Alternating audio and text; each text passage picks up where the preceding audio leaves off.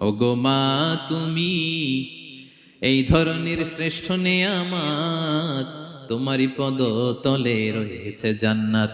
ওগো মা তুমি এই ধরনের শ্রেষ্ঠ নেয়ামত, তোমারই পদ তলে রয়েছে জান্নাত। ঠিক কিনা?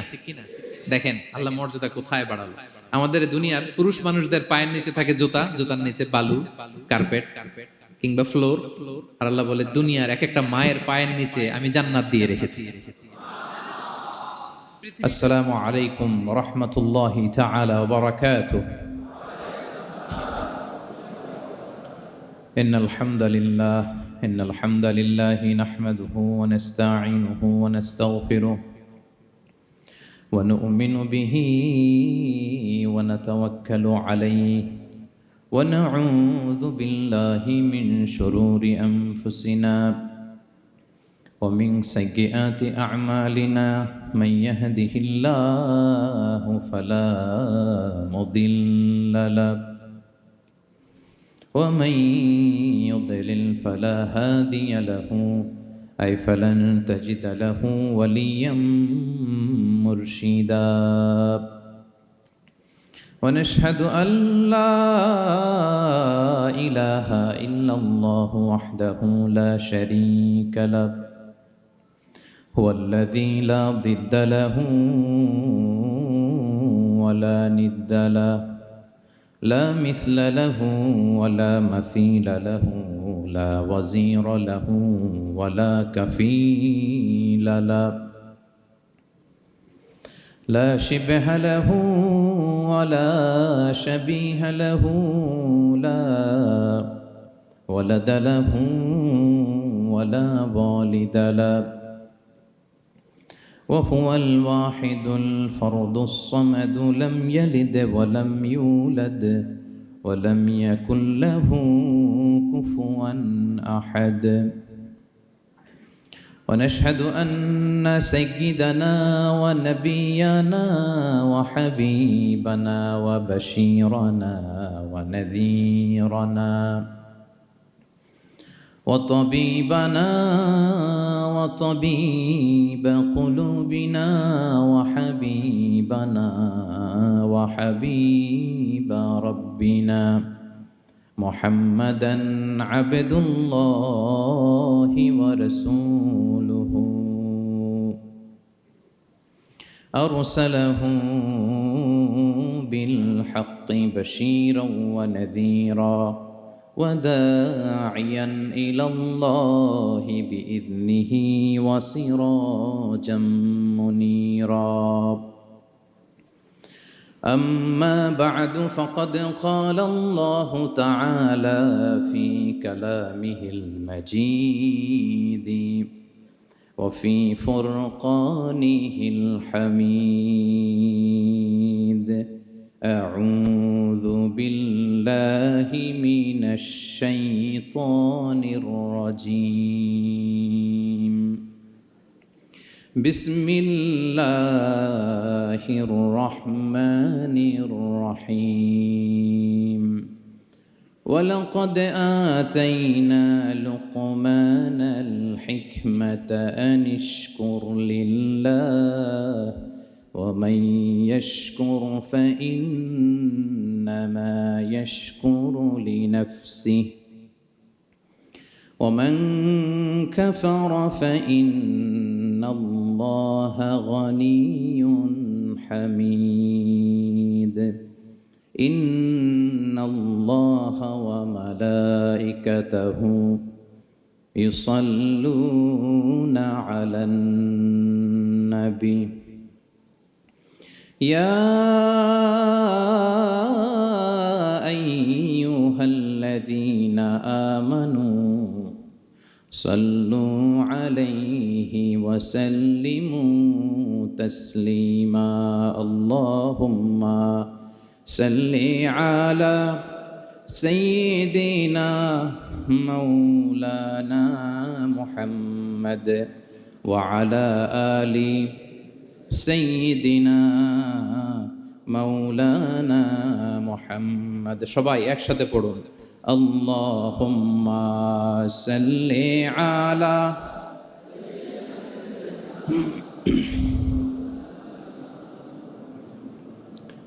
وعلى آل سيدنا মৌলানা মুহাম্মদ মন আমার কাদেরে দিল আমার কাদেরে যেতে সোনার মদিনায়। পড়েন সবাই।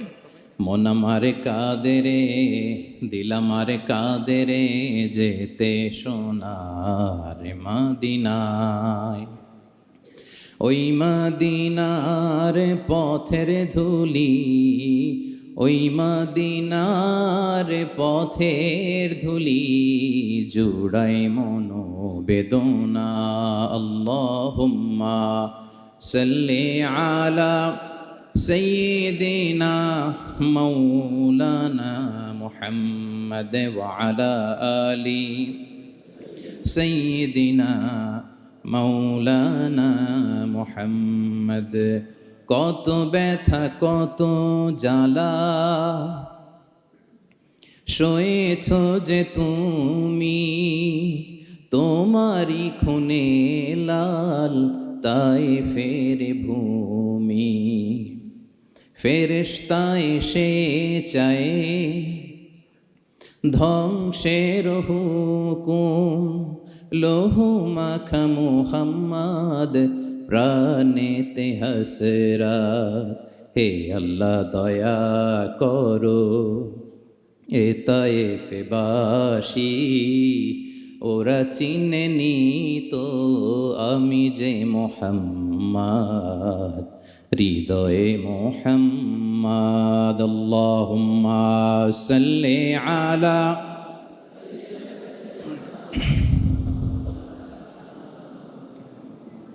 وعلى آل سيدنا مولانا محمد. اللهم صل على محمد وعلى آل محمد كما صليت على إبراهيم وعلى آل إبراهيم إنك حميد مجيد. اللهم بارك على محمد وعلى آل محمد كما باركت على إبراهيم وعلى آل إبراهيم إنك حميد مجيد. সকল প্রশংসার মালিককে, সকল ক্ষমতার উৎসকে। কেউ যেটা পারে না পারে কে? কেউ যেটা দেখে না দেখে কে? কেউ যেটা শোনে না শোনে কে? সে আল্লাহর আলিশান দরবারে লাখো কোটি শুকর এবং সুজুদ আমরা পড়ে নিচ্ছি কালিমাতুশ শুকর, আলহামদুলিল্লাহ। সবাই একসাথে আওয়াজ করে পড়ুন, রব্বানা লাকাল হামদ হামদান কাসীরান তাইয়্যিবান মুবারাকান ফীহি ইয়া রাব্বি লাকাল হামদু কামা ইয়ানবাগি লিজালালি ওয়াজহিকা ওয়া আযীমি সুলতানিকা। লাকাল হামদু বিল ঈমান, লাকাল হামদু বিল ইসলাম, লাকাল হামদু বিল কুরআন। আল্লাহ রাব্বুল ইজ্জা ওয়াল জালালের দরবারে শুকরিয়া জ্ঞাপনের পাশাপাশি আমি আজকের প্রোগ্রামের যারা অর্গানাইজিং কমিটি, বাংলাদেশি মুসলিম কমিউনিটি, মালয়েশিয়ার উদ্যোগে আজকের যেই গ্র্যান্ড সেন্ট্রো বলরুম ক্লাংয়ের এই এরিয়াতে তাফসির মাহফিল 2023 এই যে চমৎকার তাফসিরের হালাকা বা মজলিসের আয়োজন করা হয়েছে, আমি আমার অন্তরের অন্তঃস্থল থেকে বাংলাদেশি মুসলিম কমিউনিটিকে ধন্যবাদ জানাতে চাই।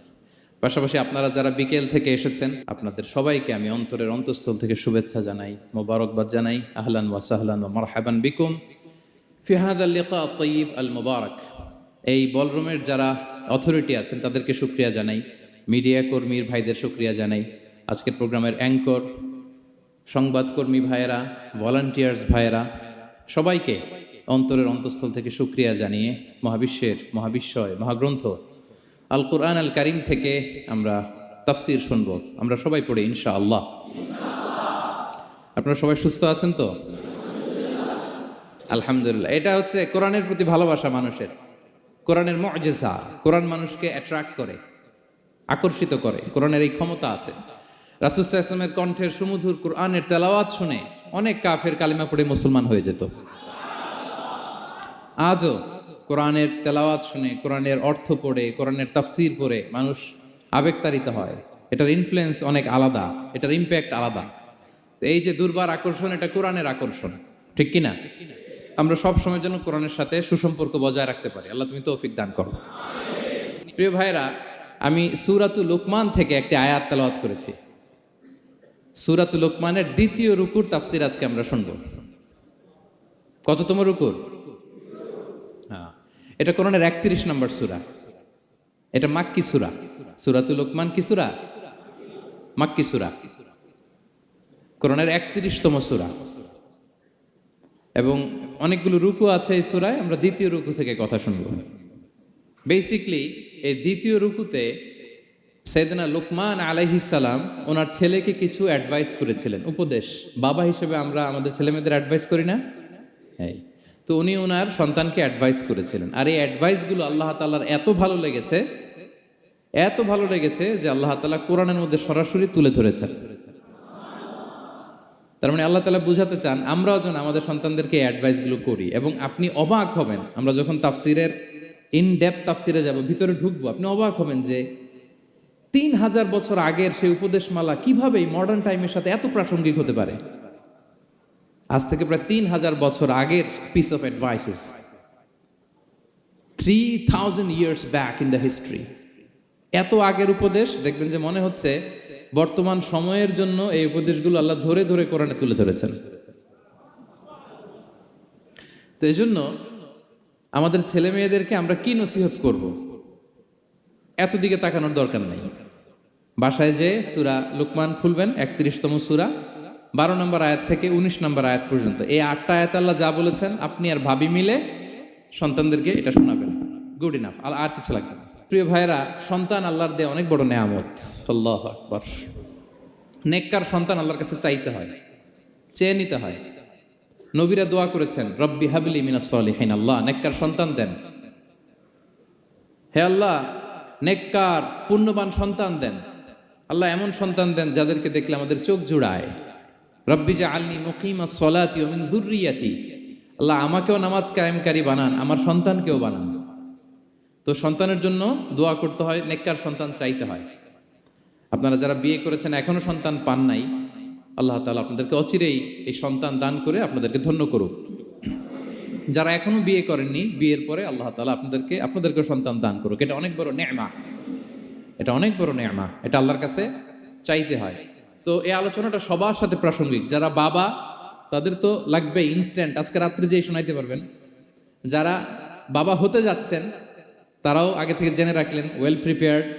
আর যারা এখনো বিয়েই করেন নাই, প্ল্যান করে রাখেন যে এইটা আমি আমার ওয়াইফের সাথে প্ল্যান করে এই নাসিহাগুলো আমার সন্তানদেরকে আমরা শোনাবো।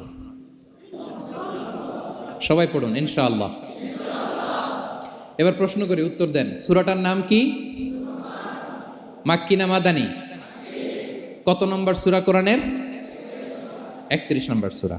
আচ্ছা প্রিয় ভাইয়েরা, কালামুল্লাহ মাজিদে কুরআন আল কারিমে আল্লাহ তাআলা মানুষের নামে মোট 8টি সূরা দিয়েছেন। মানুষের নামে কয়টি? এর মধ্যে 6টি সূরা 6 জন নবীর নামে। 6টি সূরা 6 জন। সূরা হুদ, সূরা ইউসুফ, সূরা ইউনুস, সূরা মুহাম্মদ, সূরা নূহ, সূরা ইব্রাহিম। এই 6 জন নবীর নামে 6টা সূরা। আর মানুষের নামে মোট 8টা, নবীর নামে গেল 6টা, আর রইল কয়টা? 2টা। আল্লাহর প্রিয় ভাজন একজন বান্দা এবং একজন বান্দি নামে আল্লাহ আরো 2টা সূরা দিলেন। আল্লাহর প্রিয় বান্দি মারিয়াম আলাইহিস সালাম, ঈসা আলাইহিস সালামের মা, ওনার নামে একটা সূরা আছে না? কি নাম? সূরা মারিয়াম। আর আরেকটা হচ্ছে এই যে সূরা লুকমান, উনি কিন্তু নবী না। তাহলে আবার বলি, মানুষের নামে আল্লাহ তাআলা কোরআনে কয়টা সূরা দিয়েছেন? 8টি। এর মধ্যে 6টা দিয়েছেন 6 জন নবীর নামে, আর বাকি 2টা আল্লাহর 2জন প্রিয় বান্দাবান্দির নামে। একটা সূরা মারিয়াম আর একটা সূরাতু লুকমান। তো আমরা শুরুতেই জানবো যে এই লুকমান কে ছিলেন তিনি। লুকমান আলাইহিস সালাম আল্লাহর প্রিয় ভাজন একজন ব্যক্তি ছিলেন, খুব বিজ্ঞ একজন মানুষ ছিলেন, খুব জ্ঞানী প্রাজ্ঞ একজন ব্যক্তিত্ব ছিলেন। দেখতে উনি কালো ছিলেন, কুৎসিত।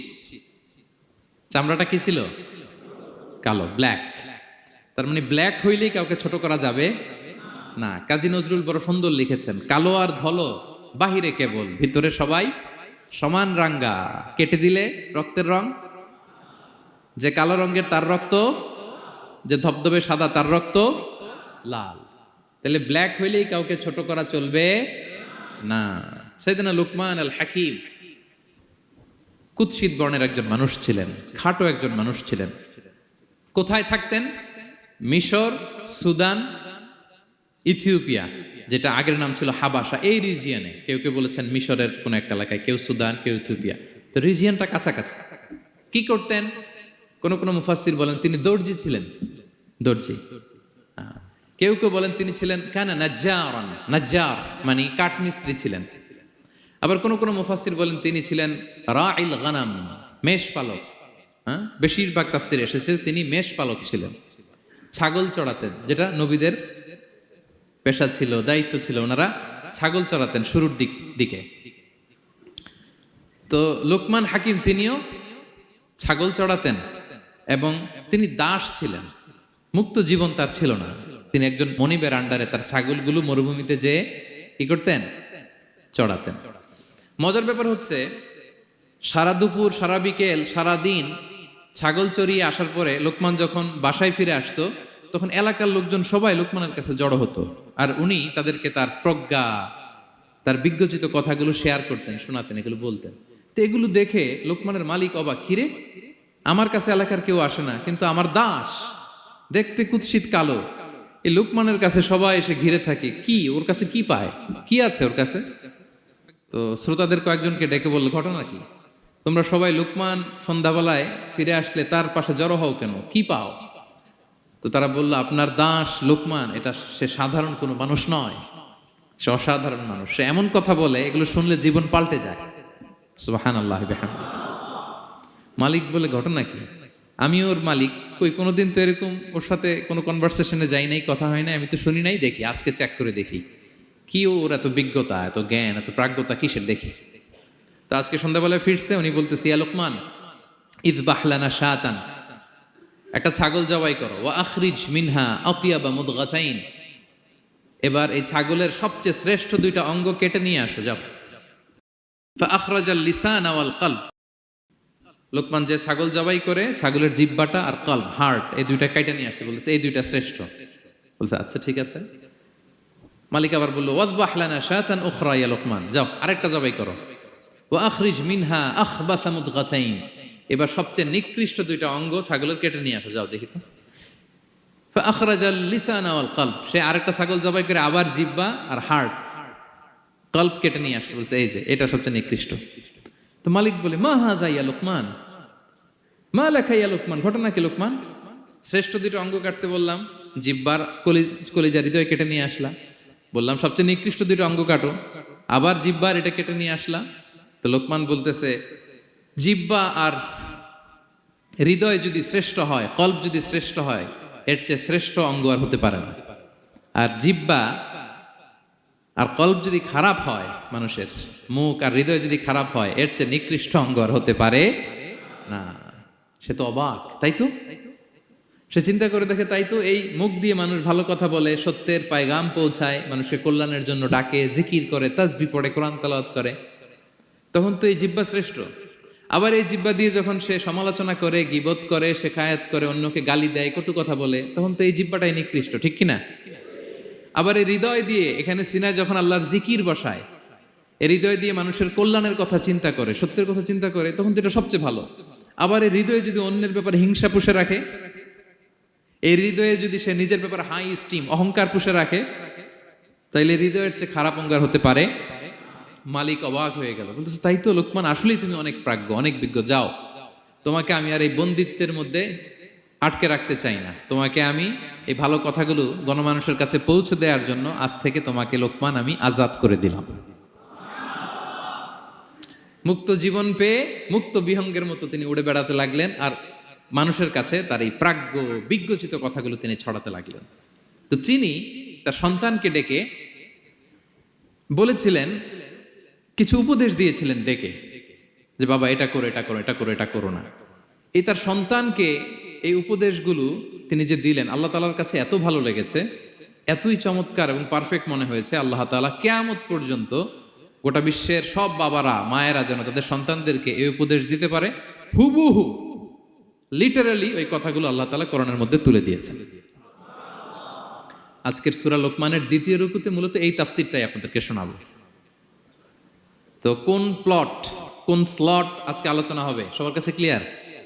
হ্যাঁ, আগ্রহ জাগছে, জানার ব্যাপারে আগ্রহ জাগছে? আচ্ছা, আসুন আমরা মহাবিশ্বের মহাগ্রন্থ আল কোরআন আল কারীম থেকে সরাসরি আলোচনা শুরু করি। আমরা আউযু বিল্লাহ দিয়ে শুরু করি, সবাই পড়ুন আউযু বিল্লাহি মিনাশ শাইতানির রাজীম। বিসমিল্লাহির রহমানির রহিম। ولقد آتينا لقمان الحكمة أن اشكر لله ومن يشكر فإنما يشكر لنفسه ومن كفر فإن الله غني حميد سبحان الله পড়েন। আল্লাহ তাআলা বলছেন ওয়ালাকাদ আতাইনা লুকমানাল হিকমা, আমি লোকমানকে হিকমত দিয়েছি, প্রজ্ঞা দিয়েছি, আর বলেছি আনিশকুর লিল্লাহ, লোকমান আল্লাহ শুকরিয়া করো। ওমাই ইয়াশকুর ফাইন্নামা ইয়াশকুরু লিনাফসি, যে আল্লাহ শুকরিয়া করে সে তার নিজের জন্যই করে, এটা নিজের জন্যই ভালো। ওমান কাফারা ফাইন্নাল্লাহা গানিয়ুন হামিদ, আর যে শুকরিয়া করে না, নাশুকরি করে, অকৃতজ্ঞ হয়, তাহলে জেনে রেখো আল্লাহ তাআলা তিনি গানি, অমুখাপেক্ষী, তিনি হামিদ, সদা প্রশংসিত। সুবহানাল্লাহ পড়েন।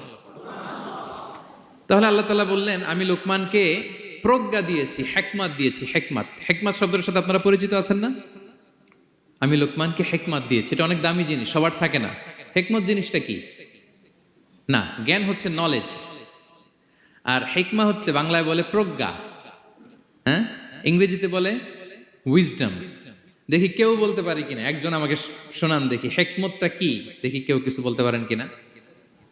হিকমত মানে ক্ষমতা, একজন বলছে। আচ্ছা, আর অলৌকিক সামথিং, আর শক্তি, আর হ্যাঁ এদিক থেকে যোগ্যতা, আর জ্ঞান। ঠিক আছে, আমার ভাইরা চেষ্টা করছে, আলহামদুলিল্লাহ। আচ্ছা, হিকমত আর ইলমের মধ্যে পার্থক্য আছে। হিকমা is something more than knowledge. আজকে শিখে যান। ইলম মানে যেটা জ্ঞান বা নলেজ, নলেজের সাথে যখন কমন সেন্স যুক্ত হয় তখন ওটা হিকমা হয়ে যায়। সুবহানাল্লাহ কইতে পারলেন না? নলেজ, নলেজ আর common sense, I repeat, knowledge আর কমন সেন্স ইকুয়াল টু হিকমা বা উইজডম। শুধু জ্ঞান থাকলেই হয় না, জ্ঞানটা কিভাবে আপনি অ্যাপ্রোচ করবেন, প্রচার করবেন, প্রেজেন্টেশন করবেন, উপস্থাপন করবেন, এটা জানার দরকার আছে না নাই? অনেকের অনেক জ্ঞান আছে কিন্তু কিভাবে বলতে হয়, কতটুকু বলতে হয় এটা জানে না, তাই না? তাহলে জ্ঞানকে কাজে লাগানোর যে মেকানিজম, যে কর্মকৌশল, এটার নাম হিকমা। আল্লাহ বলেছেন হিকমতের সাথে দাওয়াত দাও, উদউ ইলা সাবিলি রাব্বিকা বিল হিকমা, হিকমতের সাথে দাওয়াত দাও। নামাজ পড়া ফরজ, সবাই জানি না আমরা, এটারে বলে ইলম। কিন্তু নামাজটা কিভাবে পড়তে হয়, রুকু কেমনে দিতে হয়, সেজদা কেমনে করতে হয়, হ্যাঁ, সালাম ফিরে কিভাবে এটা এক্সিট করতে হয়, এই পুরো মেকানিজমটা জানার নাম হিকমা। তাহলে knowledge plus common sense equal to হিকমা। জ্ঞান আর কমন সেন্স একসাথে যদি হয় এটা উইজডম বা প্রজ্ঞা হিসেবে রিফ্লেক্ট করে। বুঝতে পারছেন? আল্লাহ বললেন আমি লোকমানকে প্রজ্ঞা দিয়েছি। হ্যাঁ, ওমাই ইউতাল হিকমাতা ফাকাদ উতিয়া খায়রান কাসীরা, আর যাকে আমি প্রজ্ঞা দিয়েছি তাকে আমি অনেক কিছু দিয়েছি। সুবহানাল্লাহ পড়েন। আল্লাহ তাআলা যেন আমাদেরকে প্রজ্ঞা দিয়ে ধন্য করে, আমরাও যেন হিকমতের অধিকারী হতে পারি। আল্লাহ তুমি তৌফিক দান করো। তাই জন্য আল্লাহ বললেন ওয়ালাকাদ আতাইনা লুকমানাল হিকমাতা আনিশকুর লিল্লাহ ওয়া মান ইয়াশকুর ফাইন্নামা ইয়াশকুরু লিনাফসি। আমি লোকমানকে হিকমা দিয়েছি মানে প্রজ্ঞা দিয়েছি, আর বলেছি আমি আল্লাহর শুকরিয়া করো। যে শুকরিয়া করে সে তার নিজের জন্যই করে, যে কুফরি করে, অকৃতজ্ঞ হয়, জেনে রেখো আমি আল্লাহ গানিয়ুন হামিদ, আমি গানি, অমুখাপেক্ষী, হামিদ, সপ্রশংসিত। আল্লাহ লোকমানকে বললেন আনিশকুর লিল্লাহ, আল্লাহর জন্য শুকরিয়া করো। শুকরিয়া যে করে সে তার নিজের জন্যই করে, এখানে আল্লাহর কিছু হয় না। নাকি আমরা শুকরিয়া করলে আল্লাহর ক্ষমতা 1 ইঞ্চি বেড়ে যায়? আমরা গোটা বিশ্বের সবাই সিজদায় পড়ে থাকলে আল্লাহর ক্ষমতা একটু বেড়ে যাবে না? বাড়বে? আর আমরা সবাই যদি সবচাইতে পাপী হয়ে যাই, আল্লাহর ক্ষমতা কমে যাবে না? কমবে? তাহলে লাভ লস আল্লাহর কিছু নাই, লাভ লস সব কাদের?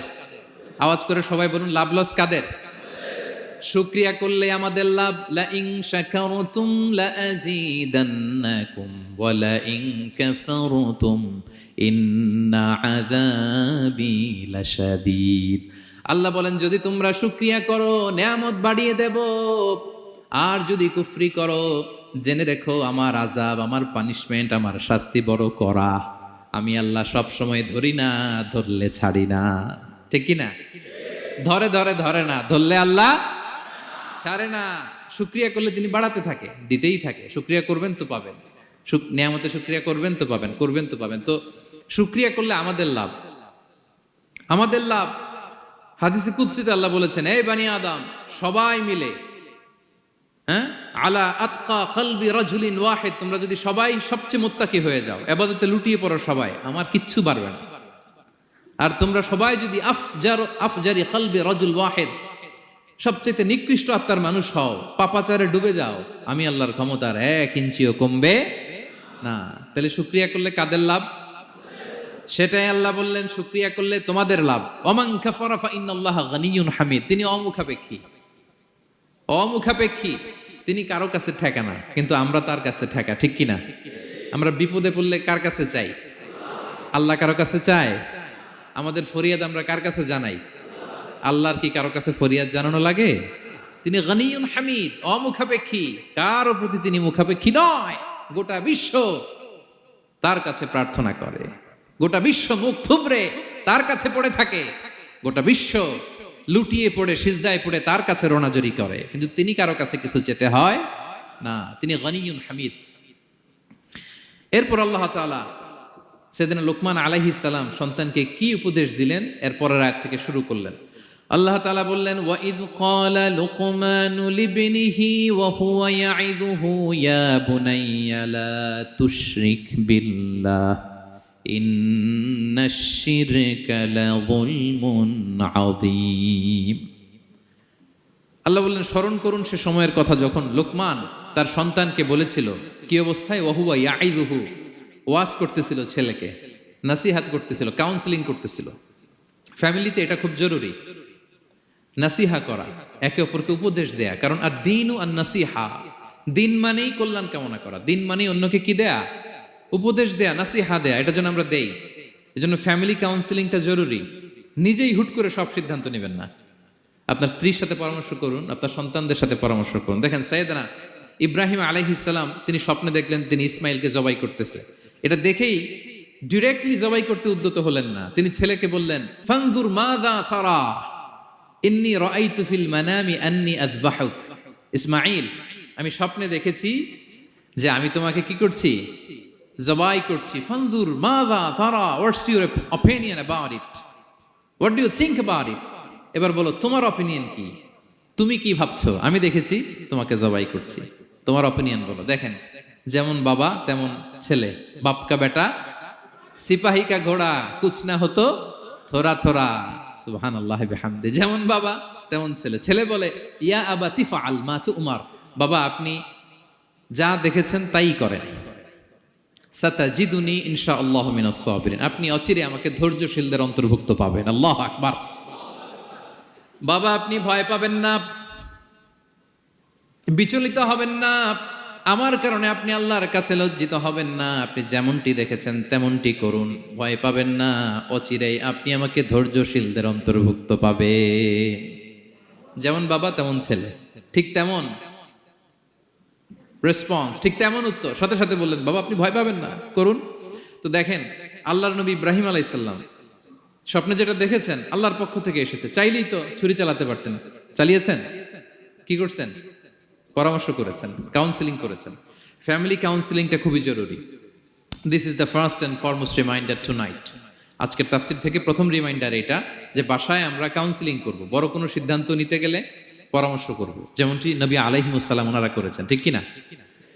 তাহলে সাইয়েদনা লোকমান আলাইহিস সালাম ছেলেকে উপদেশ দিচ্ছেন, আর উপদেশের ভাষা হতে হবে কোমল। দেখেন এখানে আল্লাহ তাআলা যেটা ব্যবহার করেছেন ইয়া বুনাই গিয়া, যারা আরবি জানেন, বুনাই গিয়া শব্দটা কিন্তু সাধারণ শব্দ না। হ্যাঁ, ইবনুন থেকে বুনাই মানে খুব আদর করে ছোট্ট বাচ্চাকে আমরা যেটা ডাকি, ও আমার কলিজার টুকরা সন্তান, ও আমার সোনামণি, হ্যাঁ, ও আমার ছোট্ট মণি, ও আমার বাজান, হ্যাঁ, ও আমার আব্বু। আর কি বলেন ছেলে মেয়েদেরকে আপনি? সায়া। কি এটার মানে কি? হ্যাঁ, ইংরেজিতে বললে ডার্লিং। আর ঠিক আছে, ডার্লিং কিন্তু সবাইরে বলা যায়। মানে যাকে আপনি লাভ করেন, ভালোবাসেন, আপনার ছেলেকে ডার্লিং বলতে পারেন, মেয়েকে বলতে পারেন, আপনার ওয়াইফকে বলতে পারেন, অন্য আবার অন্যান্য নারীদেরকে বলা যাবে না, স্ত্রী পর্যন্ত, হ্যাঁ, কাছের যারা এদেরকে। তো মালয়েশিয়ান ভাষা তো আমি জানি না, মালয়েশিয়াতে যেটা বলে ওইটা দিয়ে ডাকবেন, খুব সোহাগ দিয়ে, আদর দিয়ে। কারণ নাসিহাতের ভাষা খুব কোমল হতে হয়। যে নাসিহাত হৃদয় নিংড়ানো মমতা দিয়ে বেরোয়, ওই নাসিহাত অন্যের হৃদয়ে যে টাচ করে। কথা বুঝতে পেরেছেন? যেটা হৃদয় নিংড়ানো ভালোবাসা থেকে বেরোয় নাসিহাত, সেটা আপনার ছেলের হৃদয়ে যে টাচ করবে, ক্লিক করবে। আর যদি রেগে মেগে আগুন হয়ে ওরে ধরেন, নামাজ পড়লি না কেন, এটা করলি কেন, এমনটা হইলো কেন, ও শুনবে? শুনবে না, বিগড়ে যাবে। দেখেন সাইয়েদনা মূসা আলাইহিস সালাম এবং সাইয়েদনা হারুন আলাইহিস সালাম দুজন মিলে যখন ফেরাউনকে দাওয়াত দিতে যাবেন, আল্লাহ বললেন, মূসা তোমার মেজাজ কিন্তু গরম, এই গরম মেজাজ নিয়ে ফেরাউনের দাওয়াত দিলে হবে না। রব্বুল আলামিন বললেন, মূসা তোমার মেজাজ বড্ড গরম, কিন্তু তোমার জিহ্বাটা দিয়েছি আমি নরম। এই নরম জিহ্বা দিয়ে ফেরাউনের দরবারে যে যখন দাঁড়াবা, ফাকুলা লাহু কাওলান লাইয়িনান লাআল্লাহু ইয়াতাযাক্কারু আও ইয়াখশা। সুবহানাল্লাহ পড়েন। ফাকুলা লাহু কাওলান লাইয়িনা, সফট ল্যাঙ্গুয়েজ ইউজ করবা, কোমল ভাষায় দাওয়াত দিবা, নরম ভাষায় সফট করে, কোমল করে, ভদ্র করে ফেরাউনের কাছে প্রেজেন্টেশন দিবা। হতে পারে তোমার এই সুন্দর প্রেজেন্টেশনের কারণে ফেরাউন দাওয়াত কবুল করে নিতে পারে। দেখেন আমাদের যে অ্যাপ্রোচে ভুল অনেক দায়ীদের। ফেরাউনের মতো কুখ্যাত সন্ত্রাসী এই পৃথিবী আর দেখবে? কথা বলেন না কেন? ফেরাউনের চাইতে বড় গডফাদার, ফেরাউনের চাইতে বড় সন্ত্রাস ডাকাত এই পৃথিবীতে আর দ্বিতীয়টা কেউ এসেছে? তো এই ফেরাউনকে দাওয়াত দেওয়ার জন্য আল্লাহ মুসাকে বললেন, মুসা সফটলি বইল, কোমল ভাষায় বইল, একটু মোলায়েম সুরে বইল, যাতে ওর হৃদয়ে টাচ করে। আর আমরা যাদেরকে খারাপ মনে করি, যাদেরকে আমরা পাপী মনে করি, তারা কি ফেরাউনের চেয়েও খারাপ? হ্যাঁ, তো তাদের কাছে আমরা যখন বার্তা পৌঁছাই, আমরা তো অ্যাগ্রেসিভ হই কেন? আমরা তো অ্যাটাকিং হই কেন? আমরা হিট করে করে কথা বলি কেন? না, দিস ইজ নট দ্য দাওয়া অ্যাপ্রোচ। এইভাবে দাওয়াত দিলে সেই দাওয়াত কোনো ফল বয়ে আনবে না। তো দেখেন আল্লাহ বললেন, ওয়াইদ ক্বালা লুকমানু লিবনিহি ওয়া হুয়া ইয়াইদু। স্মরণ করুন সে সময়ের কথা যখন লোকমান তার ছেলেকে বলেছিল, ওয়াজ করে, উপদেশ দিয়ে, নাসিহা করে, ইয়া বুনাইয়া, ও আমার কলিজার টুকরা সন্তান, ও আমার সোনামণি। যত কোমল ভাষায় আপনার ছেলেকে ডাকতে পারেন, এরকম আদর দিয়ে, সোহাগ দিয়ে, হ্যাঁ, মায়া মমতা মাখা মোলায়েম কণ্ঠে ওকে ডাকবেন। ডেকে কি উপদেশ দিলেন দেখেন। সাইয়েদনা লোকমান প্রথম উপদেশ দিলেন, ইয়া বুনাইয়া, ও আমার সন্তান, লা তুশরিক বিল্লাহ, ও আমার কলিজার টুকরা বাবা, আল্লাহর সাথে তুমি শিরক করো না। প্রথম উপদেশ, খবরদার আমার কলিজার টুকরা সন্তান, আল্লাহর সাথে শরীক করতে যেও না, আল্লাহর সমকক্ষ কাউকে মনে করো না। আল্লাহকে যেমনি বড় মনে করো, আল্লাহকে যেমনি রিজিক দাতা মনে করো, আল্লাহকে যেমনি পালন কর্তা মনে করো, গোটা বিশ্বের কোন সৃষ্টিকে এমন মনে করো না। লা তুশরিক বিল্লাহ, শিরক করো না। প্রথম অ্যাডভাইস দেখেন, প্রথম অ্যাডভাইসটা অনেক গুরুত্বপূর্ণ। সবচেয়ে জরুরিটা আগে বলতে হয়। কি বলেন? আগে বলতেছে লা তুশরিক বিল্লাহ, ও আমার সন্তান, আল্লাহর সাথে শরীক করো না, কারণ ইন্না শিরকা লা যুলমুন আযীম, আল্লাহর সাথে শিরক বড় পাপ, এটা হচ্ছে যুলমুন আযীম, অনেক বড় জুলুম, এটা মহাপাপ, এটা অনেক বড় জুলুম। শিরকের চাইতে বড় জুলুম আর হতে পারে? শিরকের চাইতে বড় জুলুম আর হতে পারে? কারণ এই জুলুম আপনি সৃষ্টি হয়ে করতেছেন কার প্রতি? বুঝে থাকলে উত্তর দেন। এই জুলুম আপনি সৃষ্টি হয়ে কার প্রতি করতেছেন? আল্লাহর প্রতি। জুলুম কারে বলে দেখি, কে বলতে পারে? অত্যাচার। আর মানুষের হক নষ্ট করা, মাশাআল্লাহ, অনেক চমৎকার, এটা জুলুম। তার মানে অধিকার নষ্ট করা, কি বলেন, অধিকার হরণ করা, এটা হচ্ছে জুলুম। ইনসাফ বিরোধী কাজ করা, এটা জুলুম। এই যে আল্লাহ তাআলা আমাদের সৃষ্টি করলেন, অস্তিত্বহীনতা থেকে তিনি আমাদের অস্তিত্ব দিলেন, আমাদেরকে রিজিক দিলেন, নেয়ামত দিয়ে আমাদেরকে ধন্য করলেন। তো আল্লাহ তাআলার অধিকার ছিল না যে তাকেই আমি সেজদা দিব? এটা তার অধিকার। এটা কার রাইট? আমরা হিউম্যান রাইটস নিয়ে কথা বলি, অ্যানিমাল রাইটস নিয়ে কথা বলি, উইমেন রাইটস নিয়ে কথা বলি। ইবাদতের অধিকারী তিনি, এটা তার অধিকার। তার জন্য আমরা সিজদায় লুটিয়ে পড়বো। তো এই সিজদা আপনি ওদিকে না দিয়ে যদি মাজারে দেন, আল্লাহর অধিকার নষ্ট করছেন না? কথা বলেন, এটা ইনসাফ হইছে? যিনি রিজিক দিল, যিনি সৃষ্টি করলো, যিনি নিয়ামত দিল, তার ইবাদত না করে আপনার মতো আরেকটা সৃষ্টির সামনে আপনি এরকম নমস্ত নমস্ত গান, এটা তার অধিকার হরণ হয়েছে না? এটা ইনসাফ বিরোধী হয়েছে না? এজন্য আল্লাহ বলেছেন ইন্না শিরকালা যুলমুন আযীম। শিরকে সবচেয়ে বড় জুলুম বলার কারণ কি? কারণ আপনি সৃষ্টি হয়ে স্রষ্টার উপর জুলুম করেছেন। এর চেয়ে বড় জুলুম আর হতে পারে? এজন্য সাইয়েদনা লুকমান আলাইহিস সালাম বললেন, ইয়া বুনাইয়া লা তুশরিক বিল্লাহ, ও আমার কলিজার টুকরা সন্তান, খবরদার খবরদার, কশিন কালে আল্লাহর সাথে শিরক করবে না। কারণ শিরক হলো সবচাইতে বড় জুলুম, সবচেয়ে বড় পাপ, সব পাপের বাপ, এর নাম হচ্ছে শিরক। এর চেয়ে বড় পাপ হতে পারে? পাপের জগতে যদি র্যাঙ্কিং করেন, নাম্বার ওয়ান সবাই নাম্বার ওয়ান। আল্লাহ সব মাফ করে দেয়, সব গুনাহ তিনি ক্ষমা করে দেয়, সব পাপকে তিনি চাইলেই মোচন করে দিতে পারেন, শুধুমাত্র কেবলমাত্র শিরকের গুনাহ ছাড়া। ঠিক কিনা? ইন্নাল্লাহা লা ইয়াগফিরু আন ইউশরাকা বিহি ওয়া ইয়াগফিরু মা দুনা যালিকা লিমান ইয়াশা। আল্লাহ তাআলা চাইলে সব গুনাহ তোমার ক্ষমা করে দিতে পারেন, কেবলমাত্র শিরকের গুনাহ ছাড়া। এটা ক্ষমা করে না, কারণ এইটা আল্লাহকে অপমান করার শামিল। ঠিক কিনা? আল্লাহর উদাহরণ বাদ দেই, আপনার বস যে আপনাকে খুব ভালোবাসে, যে আপনাকে স্যালারির বাইরেও আরো অনেক কন্ট্রিবিউশন করে, টাকা দেয়, আদর করে, এই সুবিধা দেয়, ওই সুবিধা দেয়, আপনি উনারে শ্রদ্ধা না দেখাইয়া এই শ্রদ্ধা আপনি অন্যদের দেখান, কিন্তু উনারে শ্রদ্ধা করেন না, উনি এটা মেনে নিবে? কথা বলেন। যে আল্লাহ আপনার জীবন দিলেন, রিজিক দিলেন, সব দিলেন, গোটা জগৎটাই তো তার, সব দেওয়ার পরেও সিজদা যে আপনি কোথায় দেন? হ্যাঁ, মাজারে, দরগায়, বাবার কাছে। এরকম আছে না নাই? হ্যাঁ, আমাদের এখানে কেউ নাই। হ্যাঁ, দেশে গেলে এরকম মাজারে যে মানত টানত করেন নাকি? হ্যাঁ, মানত করেন? মাজারে সেজদা দেওয়া যাবে? চাইতে হবে একটা সত্তার কাছে। চিল্লায় বলুন তো, তিনি কে? এজন্য বিশ্বনবী বললেন, ইযা সাআলতা ফাসআলিল্লাহ, চাইলে আল্লাহর কাছে চাও। ওয়া ইযা ইসতাআনতা ফাসতাইন বিল্লাহ, সাহায্য যদি চেতে হয় একজনের কাছে চাইবা। চিল্লায় বলেন, তিনি কে? নাকি বাবার কাছে? হ্যাঁ, দয়াল বাবা রে দয়া করো আমারে। আপনার বাবার যখন ডায়রিয়া হয়, উনি চায় কার কাছে? আপনার বাবা যখন বিপদে পড়ে, কাঁদে কার কাছে? এই জন্য আমরা চাবো কার কাছে? দয়ালা আল্লাহ রে দয়া করো আমারে, এটা বলতে হবে। ঠিক কিনা? বলেন সবাই, দয়ালা আল্লাহ রে দয়া করো আমারে। এজন্য এই জিনিসটা সাইয়েদনা লুকমান আলাইহিস সালাম প্রথমে ফোকাস করলেন, বললেন লা তুশরিক বিল্লাহ, ও আমার কলিজার টুকরা সন্তান, আল্লাহর সাথে শিরক করো না, খবরদার। আল্লাহর সাথে কাউকে সমকক্ষ মনে করবা না, কারণ ইন্না শিরকা লা যুলমুন আযীম, শিরিক হলো সব চাইতে বড় পাপ, মহা জুলুম। এই জুলুম আল্লাহর প্রতি করা হয়। তাহলে প্রথম উপদেশটা বুঝতে পারছেন আমার প্রিয় ভাইরা? আল্লাহর সাথে শিরক করা চলবে না। চাইবো কার কাছে? সন্তান হয় না, কই চাবেন? নাকি মাজারে? মাজারে চাওয়া যাবে? বাবার কাছে চাওয়া যাবে? ছেলে সন্তান দেয় কে? মেয়ে দেয় কে? ছেলে মেয়ে দুটোই দেয় কে? ছেলেও দেয় না, আবার মেয়েও দেয় না। চিৎকার করে বলেন তো, তিনি কে? আমরা তার কাছে চাইব।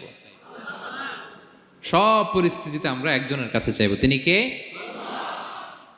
আবার রব্বুল আলামিন বিশ্বনবীকে জানিয়ে দিলেন, ও নবী শোনো শোনো, তোমার আগে সব নবীকে আমি জানিয়ে দিয়েছি, লা ইন আশরাকতা লা ইয়াহবাতান্না আমালুকা ওয়া লা তাকুনান্না মিনাল খাসিরিন। তুমি যদি আল্লাহর সাথে কাউকে শিরক করে ফেলো, তোমার সব আমলগুলো বাতিল হয়ে যাবে, কিয়ামতের ময়দানে তুমি হবা খাসিরিন, ক্ষতিগ্রস্ত, কিছুই থাকবে না। কিয়ামতের ময়দানে তুমি হবা হাই হাই কোম্পানির ম্যানেজার। যদি শিরক করো তোমার আমল বাতিল, খবরদার, কিয়ামতের দিন তুমি হাই হাই করবে, অভাগা দুর্ভাগা হয়ে উঠবে। এজন্য শিরককেও আমরা না বলে দিব। শিরকের সাথে আমাদের কোনো সম্পর্ক আছে? জোরে বলেন।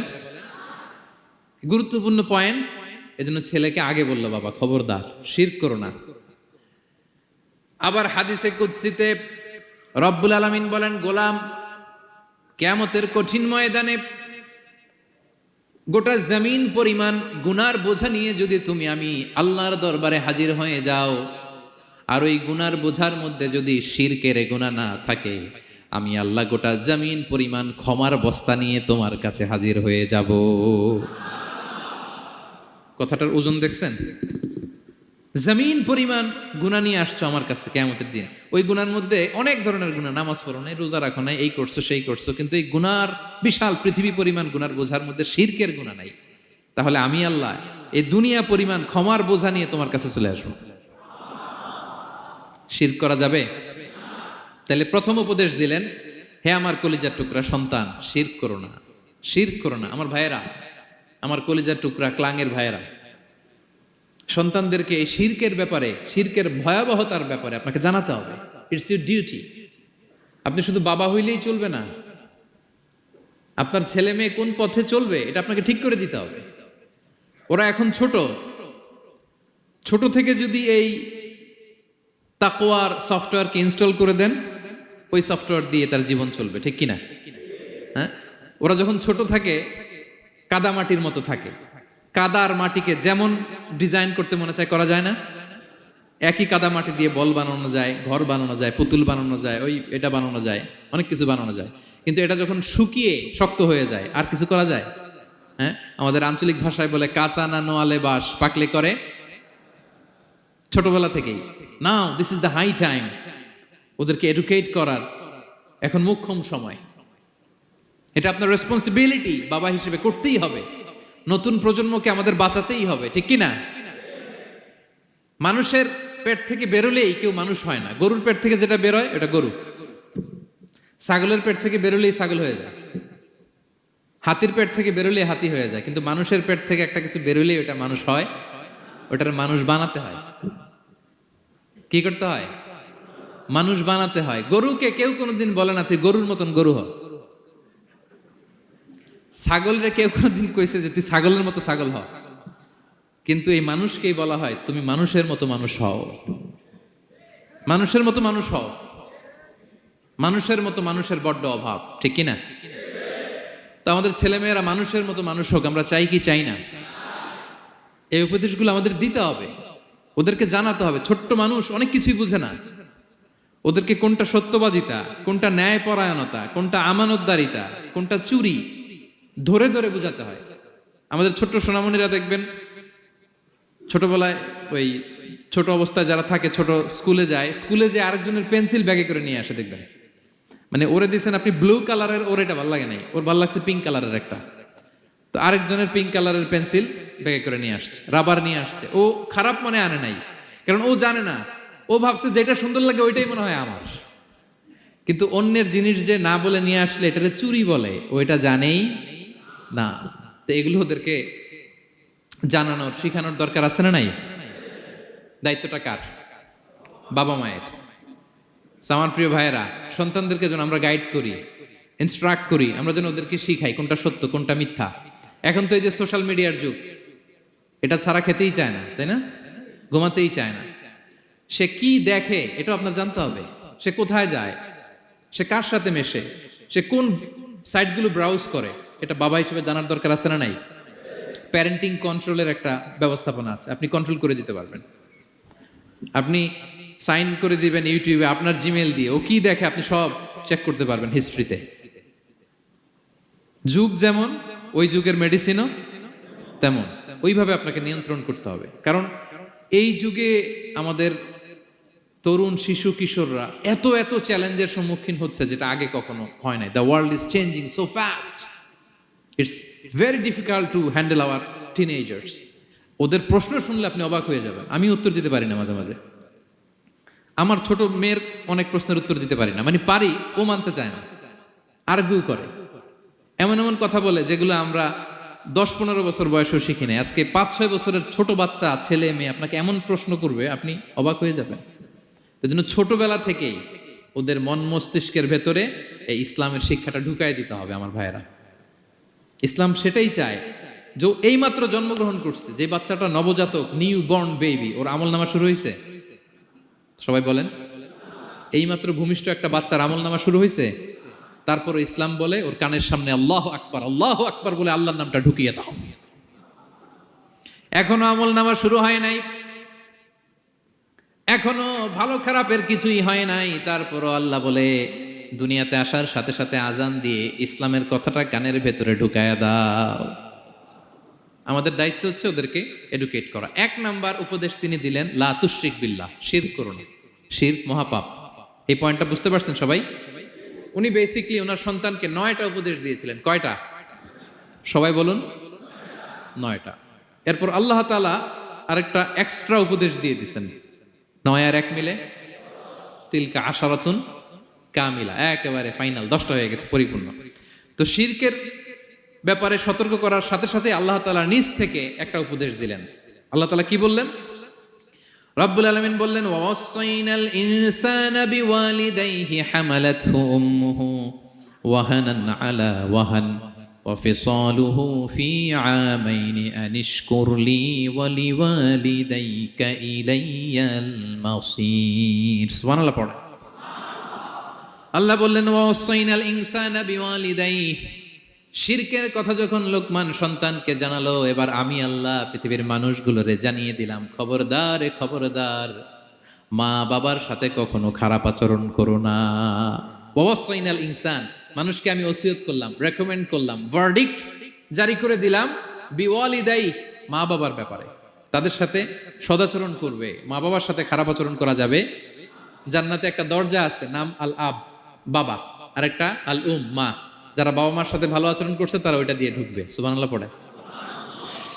এক লোক বললেন, ইয়া রাসূলুল্লাহ, আমার মাকে কাঁধে করে কাবার চারদিকে ঘুরিয়েছি, তাওয়াফ করিয়েছি, প্রচন্ড রোদের মধ্যে আমার মাকে কাঁধে করে কাবার চারদিকে লাব্বাইক লাব্বাইক বলে অনেকবার ঘুরিয়েছি। ইয়া রাসূলুল্লাহ, আপনি আমাকে বলে দেন, ছোটবেলা যখন আমি আমার মায়ের বুকের দুধ খেয়েছি ওই দুধের শোধটুকু আদায় হয়েছে কিনা? বিষ্ণুই বললেন, কি প্রশ্ন করলা তুমি?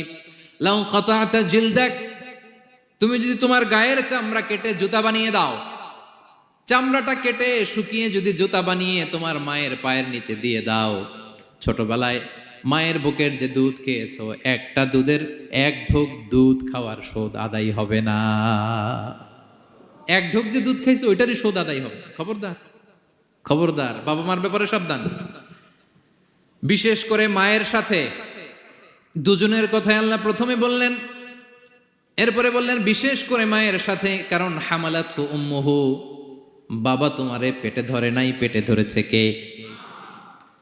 ওয়াহানান আলা ওয়াহান, 10 মাস 10 দিন বোঝার পরের বোঝা, যন্ত্রণার পরে যন্ত্রণা বাবা সহ্য করে নাই, করেছে কে? এত বড় একটা পেট হয়ে গেছিল, জানেন তো? হ্যাঁ, আল্লাহ। এই পেটটা নিয়ে বারবার কিচেনে যাওয়া লাগছে, এটা নিয়ে টয়লেট করে, এটা নিয়ে গোসল করে, ঘুমাতে পারে না, শুইলে উঠতে পারে না, উঠলে বসতে পারে না। 1 দিন 2 দিন, 1 সপ্তাহ 2 সপ্তাহ, 10 মাস 10 দিন আমার মাকে এই কষ্ট দিয়েছি। মায়ের কলিজার মাঝখানে লাথি মেরে দুনিয়াতে এসেছে। এরপরে আল্লাহ বললেন, ওয়া ফিসালুহু ফি আমাইন, এখানেই শেষ নয়, দুধ ছাড়াতে লেগেছে 2 বছর। কয় বছর? ওগো মা, তুমি এই ধরনের শ্রেষ্ঠ নেয়ামত, তোমারই পদ তলে রয়েছে জান্নাত। ওগো মা, তুমি এই ধরনের শ্রেষ্ঠ নেয়ামত, তোমারই পদ তলে রয়েছে জান্নাত। ঠিক কিনা? দেখেন আল্লাহ মর্যাদা কোথায় বাড়ালো। আমাদের দুনিয়ার পুরুষ মানুষদের পায়ের নিচে থাকে জুতা, জুতার নিচে বালু, কার্পেট, কিংবা ফ্লোর, আর আল্লাহ বলে দুনিয়ার এক একটা মায়ের পায়ের নিচে আমি জান্নাত দিয়ে রেখেছি। এই পৃথিবীটারে 100 বার বিক্রি করলে জান্নাতের একটা চেয়ারের দাম হবে? বুঝে শুনে উত্তর দিবেন। এই পৃথিবীটাকে, পৃথিবীর যে সম্পদ, এটা এস্টিমেশন করে, হ্যাঁ, 1000 বার বিক্রি করলে যে দামটা হবে, ওই দাম দিয়ে জান্নাতের একটা চেয়ারের দাম হবে? এই পৃথিবীরে 10,000 কোটি বার বিক্রি করলে যেই অ্যাসেট হবে, যে অ্যামাউন্ট হবে, ভ্যালিউ হবে, ওই দাম দিয়ে জান্নাতের একটা টেবিলের দাম হবে? আর যেই জান্নাত, পুরো জান্নাতটা মায়ের পায়ের নিচে পড়ে আছে, ওই পা দুইটার দাম কত? সুবহানাল্লাহ পড়বেন না? মা বাবার দোয়া অনেক বড় দোয়া। কখনো যেন আমরা বেয়াদবি না করি, কখনো যেন তাদের মনে কষ্ট না দেই, সবসময় যেন তাদের কাছ থেকে দোয়া নেই। পারা যাবে? এটা আল্লাহ তাআলা ঢুকিয়ে দিলেন। তাহলে সাইয়েদনা লোকমান প্রথমে বলল, বাবা শিরক করো না। এরপরে রব্বুল আলামিন বললেন, শিরকের পরে তোমাদের সব চাইতে বড় দায়িত্ব যে বাবা মা তোমাদের জন্য এত কষ্ট করেছে, তাদের সাথে খারাপ আচরণ করো না। দুইটা হয়ে গেল। কয়টা? আওয়াজ করে বলেন কয়টা? 3 নম্বরে সাইয়েদনা লোকমান আলাইহিস সালাম ছেলেকে বললেন, ইয়া বুনাইয়া ইন্নাহা ইন তাকু মিসকালা হাববাতিন মিন খারদালিন ফাতাকুম ফি সখরাতিন আও ফিস সামাওয়াতি আও ফিল আরদি ইয়াতি বিহাল্লাহ ইন্নাল্লাহা লাতীফুন খাবীর। 3 নম্বরে সাইয়েদনা লোকমান বললেন, বাবা সরিষার দানা পরিমাণ কোনো ভালো কাজ যদি তুমি করো কিংবা খারাপ কাজ যদি তুমি করো, সেটা যদি মাউন্ট এভারেস্টের উপরে উঠে করো, কোনো খারাপ কাজ, আও ফিস সামাওয়াতি মহাশূন্যে যে যদি করো, আও ফিল আরদে জমিনের অতল গহ্বরে কোনো সুড়ঙ্গ বানিয়ে সেখানেও যে যদি কোনো পাপ করো, ইয়াতি বিহাল্লাহ সেটাও আল্লাহ নিয়ে আসবে। কোনো পাপ বা কোনো ভালো কাজ আকাশে উঠে, পাহাড়ে উঠে কিংবা সুড়ঙ্গ করে জমিনের ভিতরে ঢুকেও যদি করো, কিয়ামতের দিন আমলনামায় সেটা দেখতে পাবে। সুবহানাল্লাহ পড়বেন না? কারণ ইন্নাল্লাহা লাতীফুন খাবীর, তিনি হলেন লাতীফ সূক্ষ্মদর্শী। যত ছোট কাজই করো না কেন তার চোখে ফাঁকি দেয়া যায়। তার মানে 3 নাম্বার উপদেশে সাইয়েদনা লোকমান তার ছেলেকে আল্লাহর শক্তি, আল্লাহর ক্ষমতার ব্যাপারে একটা ধারণা দিচ্ছেন। নিজের ছেলেকে তার রবকে চিনাইতে হবে। আমাদের রবকে আমাদের চিনার দরকার আছে না নাই? ছেলেকে বোঝাবেন, বাবা ওই যে তুমি মসজিদে আমার সাথে যে সেজদা দাও, কারে দাও জানো? তিনি কত বড়, তিনি কত বিশাল ক্ষমতার অধিকারী। তুমি সামান্য কোনো ভালো কাজ কিংবা খারাপ কাজ, এটা যদি মহাশূন্যে উঠেও করো, পাহাড়ের চূড়ায় গিয়েও যদি করো, জমিনকে ফেড়ে সুড়ঙ্গের ভেতরে ঢুকেও যদি করো, তার চোখকে কশিনকালেও ফাঁকি দেয়া যাবে।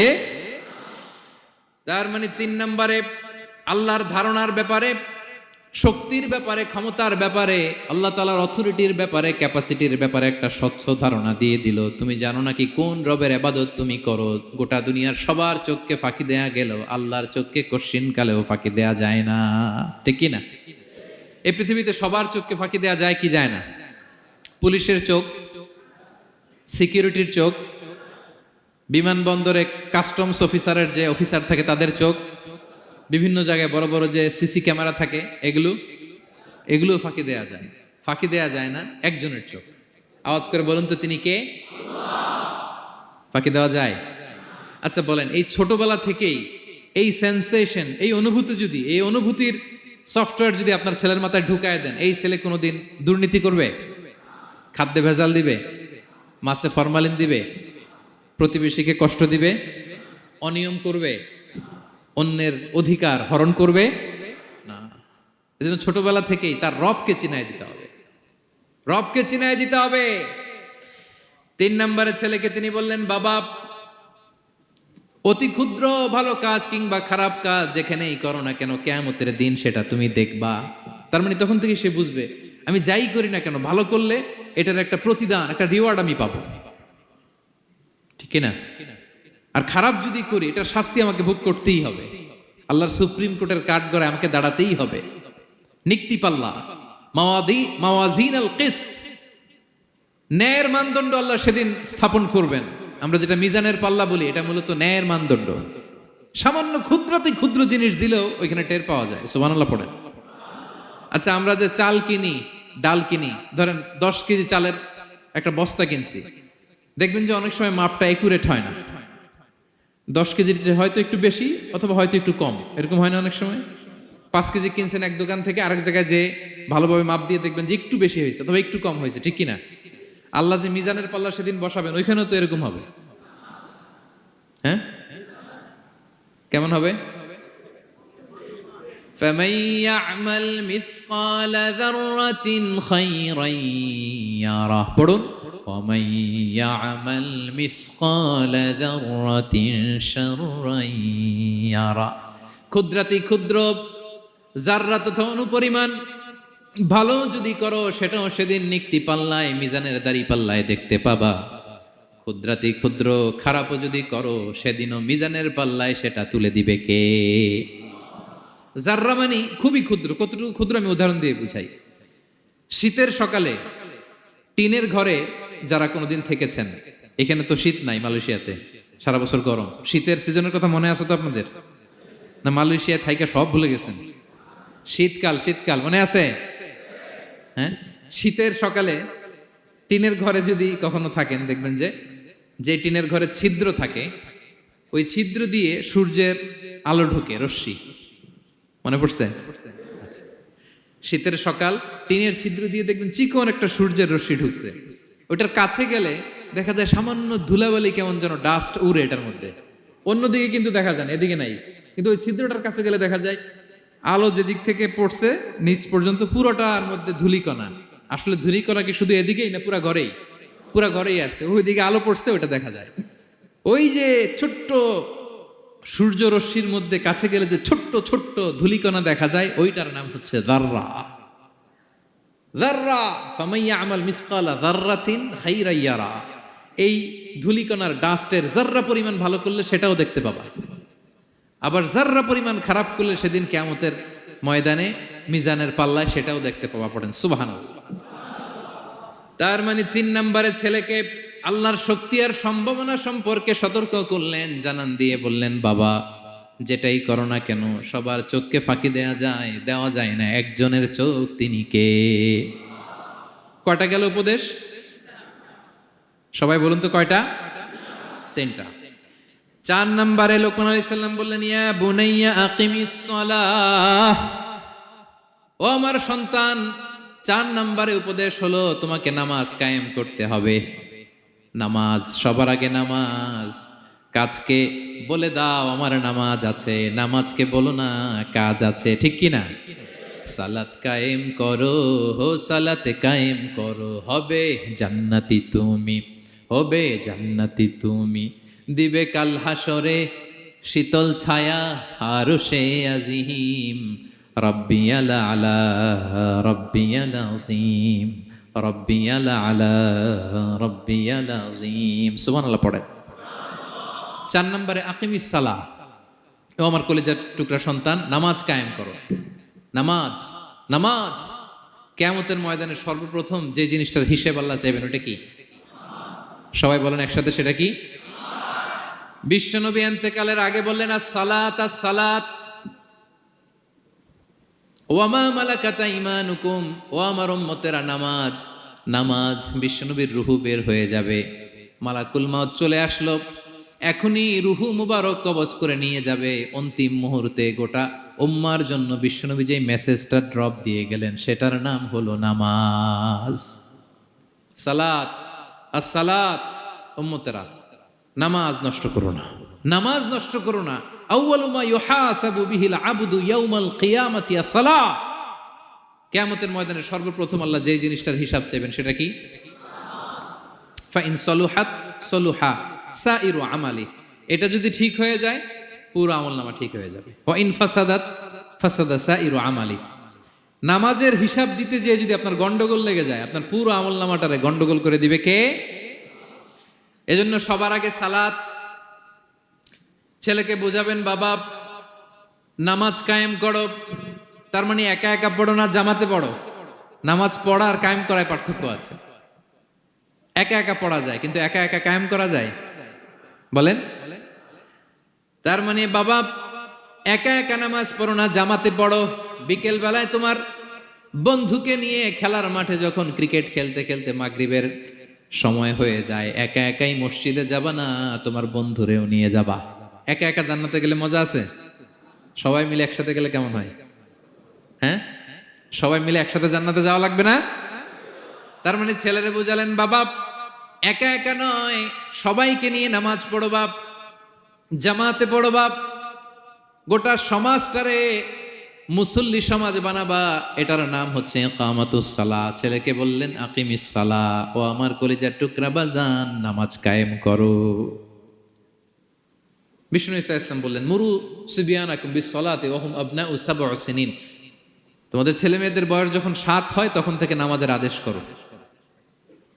ওয়াদরিবুহুম আলাইহা, আর তাদেরকে শাসন করো। ওয়াদরিবুর অনেক অর্থ হতে পারে, শাসন করো, একটু রূঢ় আচরণ করো, প্রয়োজনে মৃদু প্রহার করো।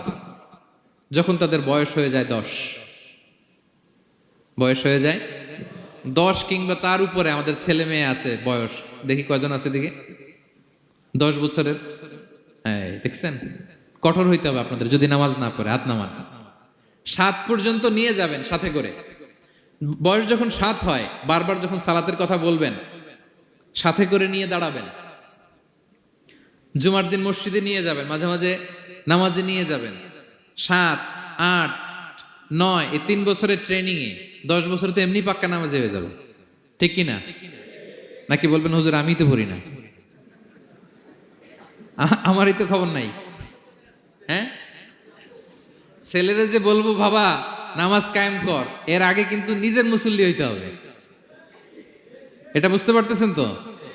হ্যাঁ, ছেলেকে বলতে হইলে আগে নিজের মুসল্লি হইতে হবে। নামাজের ব্যাপারে নো কনসিডারেশন, কোনো ছাড় নাই। সালাত আপনাকে পড়তেই হবে যে কোনো পরিস্থিতিতে। এজন্য 7 বছর বয়স থেকে বিশ্বনবী ওয়ার্নিং দিতে বলেছেন। 10 বছর বয়স হলে প্রয়োজনে রূঢ় আচরণ করো, শাসন করো, প্রয়োজনে মৃদু প্রহার করো। খবরদার, খবরদার। একসাথে মাঝে মাঝে নিজেরাও ঘরে পড়বেন। মসজিদে তো যাবেনই, বাইরে বৃষ্টি, যেতে পারছেন না, নিজেই ইমাম হয়ে দাঁড়ায় যান। আপনার ছেলে 2 জন আপনার পিছনে দাঁড়াবে, আপনার স্ত্রী আর মেয়েরা তার পরের কাতারে দাঁড়াবে। হ্যাঁ, নারী পুরুষ একই কাতারে দাঁড়াতে পারে না। অথবা আপনার ছেলেটার ইমাম বানায় দেন, ও নামাজ পড়াইতেছে, আপনারা পড়তেছেন, ভালো লাগবে না?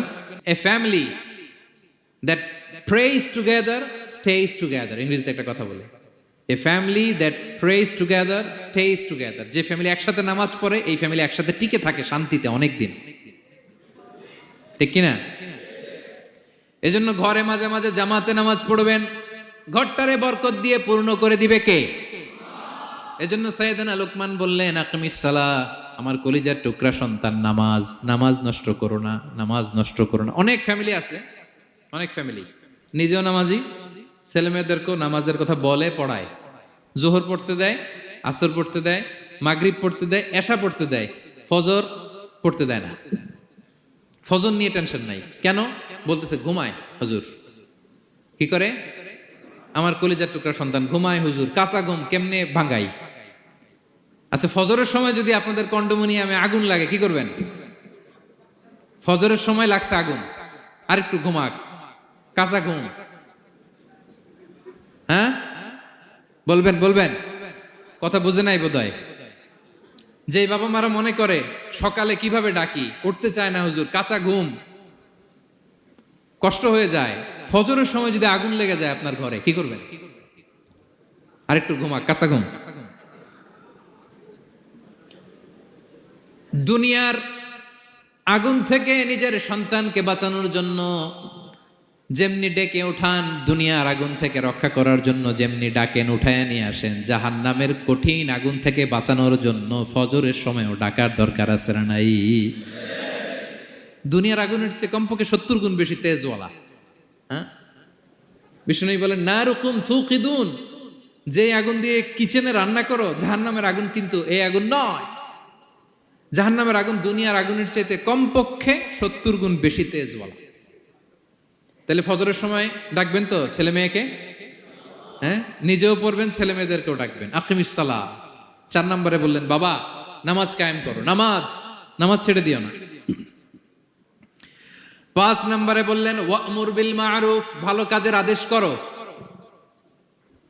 6 নম্বরে বললেন ওয়ানহা আনিল মুনকার, খারাপ কাজ থেকে নিষেধ করো। দেখেন কি বাবা ছিল সাইয়েদনা লোকমান। ছেলেরা বললেন, নামাজ পড়ার পরে বললেন ওয়া'মুর বিল মা'রুফ, ভালো কাজের আদেশ করবা, ভালো কাজের আদেশ করো। ওয়ানহা আনিল মুনকার, মন্দ কাজ থেকে নিষেধ করো। আমরা অনেকে নিজেরাই ভালো করি, নিজেরাই ভালো কাজ করি, অন্যদেরকে বলি না, এরকম আছে না নাই? সমাজে পাপ হলে, অন্যায় হলে আমরা কথা বলতে চাই না, এরকম আছে না নাই? নিজেই নামাজ পড়বে, চোখ বন্ধ করে তাসবিহ পড়তে থাকে, কিন্তু মুসলিম উম্মার উপর কারবালা হয়ে যাচ্ছে, তার কোনো টেন নাই, এরকম আছে না নাই? গোটা বিশ্বে মুসলমানদের উপর দিয়ে কি যাচ্ছে, সমাজে কি চলছে তার কোনো আন্দাজ নাই, খোঁজ খবর নাই, শুধু নিজেই জিকির করে, এরকম আছে না নাই? না, আযাব আসলে, গজব আসলে শুধু এই কাফের মুশরিকদেরই মারে না, মুমিনদেরও মারে, ঠিক কি না?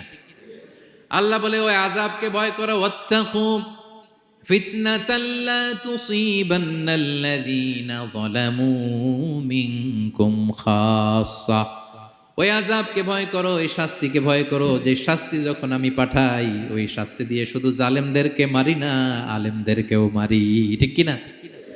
কারণ তুমি আলেম হয়ে বসেছিলে কেন? তুমি সমাজকে বাঁচাও নাই কেন? শুধরে দাও নাই কেন? শুদ্ধাচারের অভিযানে তুমি নামো নাই কেন? ঠিক কি না? তুমি একা একা জিকির করে তোমার আল্লাহর ওলি হইতে বলছে কে? গোটা সমাজকে তোমার বাঁচাতে হবে। একটা জাহাজ 2 তলা, আপনি আছেন 2য় তলায়, নিচ তলায় একদল লোক জাহাজের তলা ছিদ্র করতেছে। জাহাজের তলায় ছিদ্র করলে কি ঢুকে? তা আপনি যদি বলেন ওরা নিচে আছে ছিদ্র করতেছে, ওরা করুক, আমি থামাবো কেন? আমার তো দোষ নাই, আমি তো ছিদ্র করি নাই, ছিদ্র করছে কারা? ওরা। পানি ঢুকলে ওরা মরবে, আমি তো বেঁচে যাবো, বাঁচবে? কারণ সে তো জাহাজের ভিতরেই। আপনি যে যদি এই পাগলগুলার না থামান, ওরা তো মরবেই, আপনিও শেষ। চিল্লায় বলেন ঠিক কিনা? এজন্য সমাজে যখন পাপ হয়, অন্যায় হয়, দেখা মাত্রই আপনাকে থামাতে হবে। তা না হলে এই পাপের কারণে, অন্যায়ের কারণে আযাব আর গজব যখন আসবে, পাপীরাই মরবে না, আপনিও মরবেন, ঠিক কিনা? মুসা আলাইহিস সালামের পায়ের মধ্যে একবার একটা লাল পিঁপড়া কামড় দিছে। এই সাইজের যে লাল পিঁপড়াগুলো কামড় দিলে খুব আরাম লাগে না? কেমন লাগে? হ্যাঁ, খুব ব্যথা করে, প্রচন্ড ব্যথা করে। তো মুসা আলাইহিস সালামের মেজাজ কি নরম না গরম? খুব তাড়াতাড়ি রেগে যেতেন উনি। এক এক নবীর এক এক অ্যাট্রিবিউটস ছিল, হ্যাঁ, এক এক বৈশিষ্ট্য ছিল। উনি অনেক রেগে যেতেন। উনি থাপ্পড় মেরে একবার ফেরাউনের বাবুর্চিকে দুনিয়া থেকে শেষ, এক থাপ্পড়, এত শক্তি। সেই বুখারীতে এসেছে মালাকুল মাউতকে মারছিলেন একটা। ওই যে ছোটবেলা থেকে মারার অভ্যাস, ছোটবেলায় কার গালে দিছিল জানে না বোধহয়? ফেরাউন। অন্যায় দেখলেই ছোটবেলায় ফেরাউনের গালে দিছে একটা, বড় হয়ে ফেরাউনের বাবুর্চির একটা, এরপরে মালাকুল মাউতকেও একটা। এর কারণ মালাকুল মাউত আবার মালাকুল মাউতের মতো আসেনি, মানুষের আকৃতিতে এসেছিল। তো পারমিশন না নিয়ে ঢুকছে। উনি ভাবছে এমনি মানুষ, কিরে পারমিশন নিলি না কেন? তো মুসা আলাইহিস সালামের পায়ের মধ্যে লাল পোকা, লাল পিঁপড়া কামড় দিছে, প্রচন্ড ব্যথা পাইতেছে আর ডলতেছে আর রেগে গেছে। রেগে তাকায় দেখে এদিকে লাল পিঁপড়ার বাসা, যে পা দিয়ে ডলে সবগুলোরে মেরে ফেলছে। তো ঘটনাটা ছিল মুসা আলাইহিস সালাম আল্লাহকে জিজ্ঞেস করছিলেন, এই ঘটনাটা আল্লাহ কেন ঘটাইছেন? আল্লাহকে জিজ্ঞেস করছিলেন, আল্লাহ আযাব যখন কোনো এলাকায় পাঠান তখন তো শুধু জালিমরাই মরে না, ভালো লোকগুলাও তো মারা যায়, তো এই আযাবে ভালো লোকগুলা কেন মরে?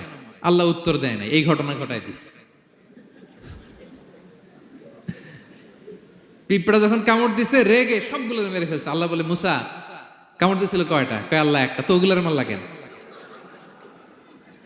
অ্যাকশনে যখন যায়, এত কিছু দেখে অ্যাকশন নেওয়া যায় না। এজন্য আল্লাহ বলেন ওয়াত্তাকু ফিতনাতাল লা তুসিবান্নাল্লাযীনা যালামু মিনকুম খাসসা, ওই ফিতনাকে মানে ওই আযাবকে ভয় করো, যে আযাব যখন আসবে শুধু খারাপ লোকগুলার উপরে আসবে না, ভালো লোকগুলাও বাঁচতে পারবে। কারণ ভালো মানুষরা আশেপাশের লোকদেরকে ভালো বানায় নাই কেন? একা নামাজ পড়েছো কেন? নামাজের দাওয়াত দাও নাই কেন? নিজে হালাল খাইছো, সমাজটারে হালাল দিয়ে বিনির্মাণ করো নাই কেন? এজন্য আযাব আসলে শুধু জালেমদের উপরে আসে না, আলেমদের উপরে আসে, খবরদার। এজন্য ছেলেরে বললেন, বাবা শুধু নামাজ পড়লেই হবে না, ওয়া'মুর বিল মা'রুফ, ভালো কাজের আদেশ করবা, ওয়ানহা আনিল মুনকার, খারাপ কাজ থেকে নিষেধ করবা। এটা আসলে দায়িত্ব হচ্ছে সরকার প্রধানের। যারা ক্ষমতার চেয়ারে বসে তাদেরকে আল্লাহ 4 দফা মূলনীতি দিয়েছেন। আল্লাযীনা মাক্কান্নাহুম ফিল আরদি আকামুস সালাতা ওয়া আতাউয যাকাতা ওয়া আমারু বিল মা'রুফি ওয়া নাহাউ আনিল মুনকার ওয়ালিল্লাহি আকিবাতুল উমুর। আল্লাহ বলেন, যাদেরকে আমি ক্ষমতার চেয়ারে বসাই 4টা দায়িত্ব তাদেরকে দেই। তাদের প্রধান কাজ নামাজ কায়েম করবে, সমাজে যাকাত আদায় করবে, ভালো কাজের আদেশ করবে, তারপরে মন্দ কাজের নিষেধ করবে। ক্ষমতার চেয়ার যারা পায় তাদের জন্য মূলনীতি এটা। তো এরা তো করে না, আমাদের কি করতে হবে, ঠিক কিনা? ভালো কাজের আদেশ করতে হবে, মন্দ কাজের নিষেধ করতে। বিষ্ণু ইসলাম বললেন, মান রাআ মিনকুম মুনকারা, চোখ দিয়ে যে সমাজে খারাপ দেখে, ফালিয়ুগাইয়িরহু বিয়াদি, সেজন্য হাত দিয়ে ঠেকিয়ে দেয়। হাত দিয়ে, ফাইন লাম ইয়াস্তাতি' ফাবিলিসানি, হাত দিয়ে না পারলে মুখ দিয়ে। কারণ আপনার অনেক সময় এরকম পরিস্থিতি নাও হতে পারে যে আপনার এত পাওয়ার নাই যে আপনি হাত দিয়ে থামাই দিবেন, এরকম হয় না? অক্ষম, আমি পারি না। তখন মুখ দিয়ে কিভাবে পরিবর্তন করবেন বলেন, নাসিহা করেন, কাউন্সিলিং করেন, জনমত গড়ে তোলেন। ফাইন লাম ইয়াস্তাতি' ফাবিকলবিহি, হাত দিয়েও থামাতে পারলেন না, মুখ দিয়েও প্রতিবাদ করতে পারলেন না, বিশ্বনবী বললেন অন্তত অন্তর দিয়ে সেটাকে ঘৃণা করবা।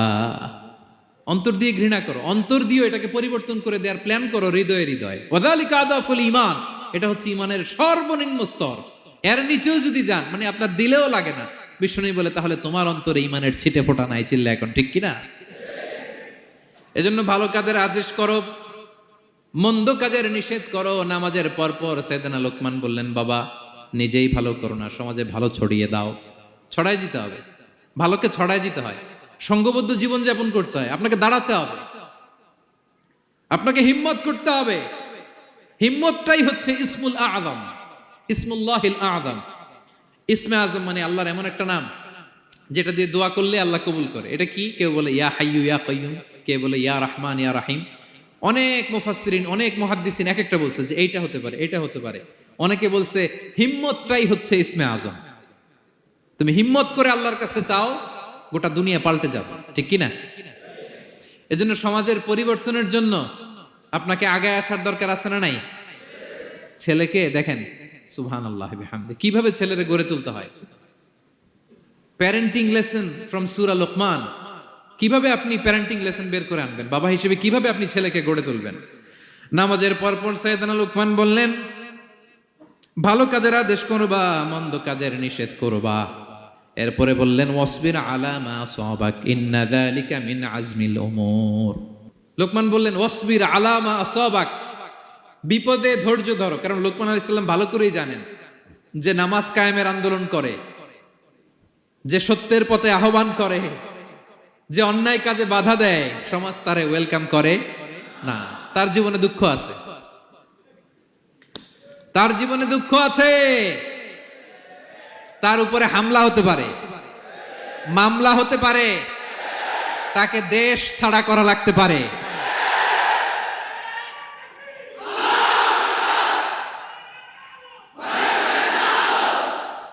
ওয়াসবির আলা মা আসাবাক, বাবা খুব ভালো করেই জানে বিপদ নেমে আসতে পারে। যে নামাজ কায়েমের আন্দোলন করে, যে সৎ কাজের আদেশ করে, অসৎ কাজে বাধা দেয়, তাকে থামানোর জন্য, হ্যাঁ, তার অগ্রযাত্রাকে রুখে দেওয়ার জন্য, তার রাস্তাকে ব্লক করার জন্য যুগে যুগে সমাজে সমাজে আছে না নাই? আছে। ঘাবড়ে গেলে চলবে না। এই পথ, এটা ফুল সজ্জার কোনো পথ নয়, এটা কণ্টকাকীর্ণ। এখানে প্রতি পদে পদে কাটা। এটা জেনেই আমরা এই পথে এসেছি, ঠিক কিনা? এজন্য আমাদেরকে রুখে দেয়া যাবে না। আমরা সত্যের কথা বলেই যাব, আমরা অন্যায় দেখলে প্রতিবাদ করেই যাব। প্রতিবাদ করবেন, দাঁড়াবেন। আপনি দাঁড়ালেই দেখবেন পরিস্থিতি অন্যরকম হয়ে গেছে। দাঁড়ান না যে আপনি, অন্যায় করতেছে আপনি দাঁড়ান না কেন?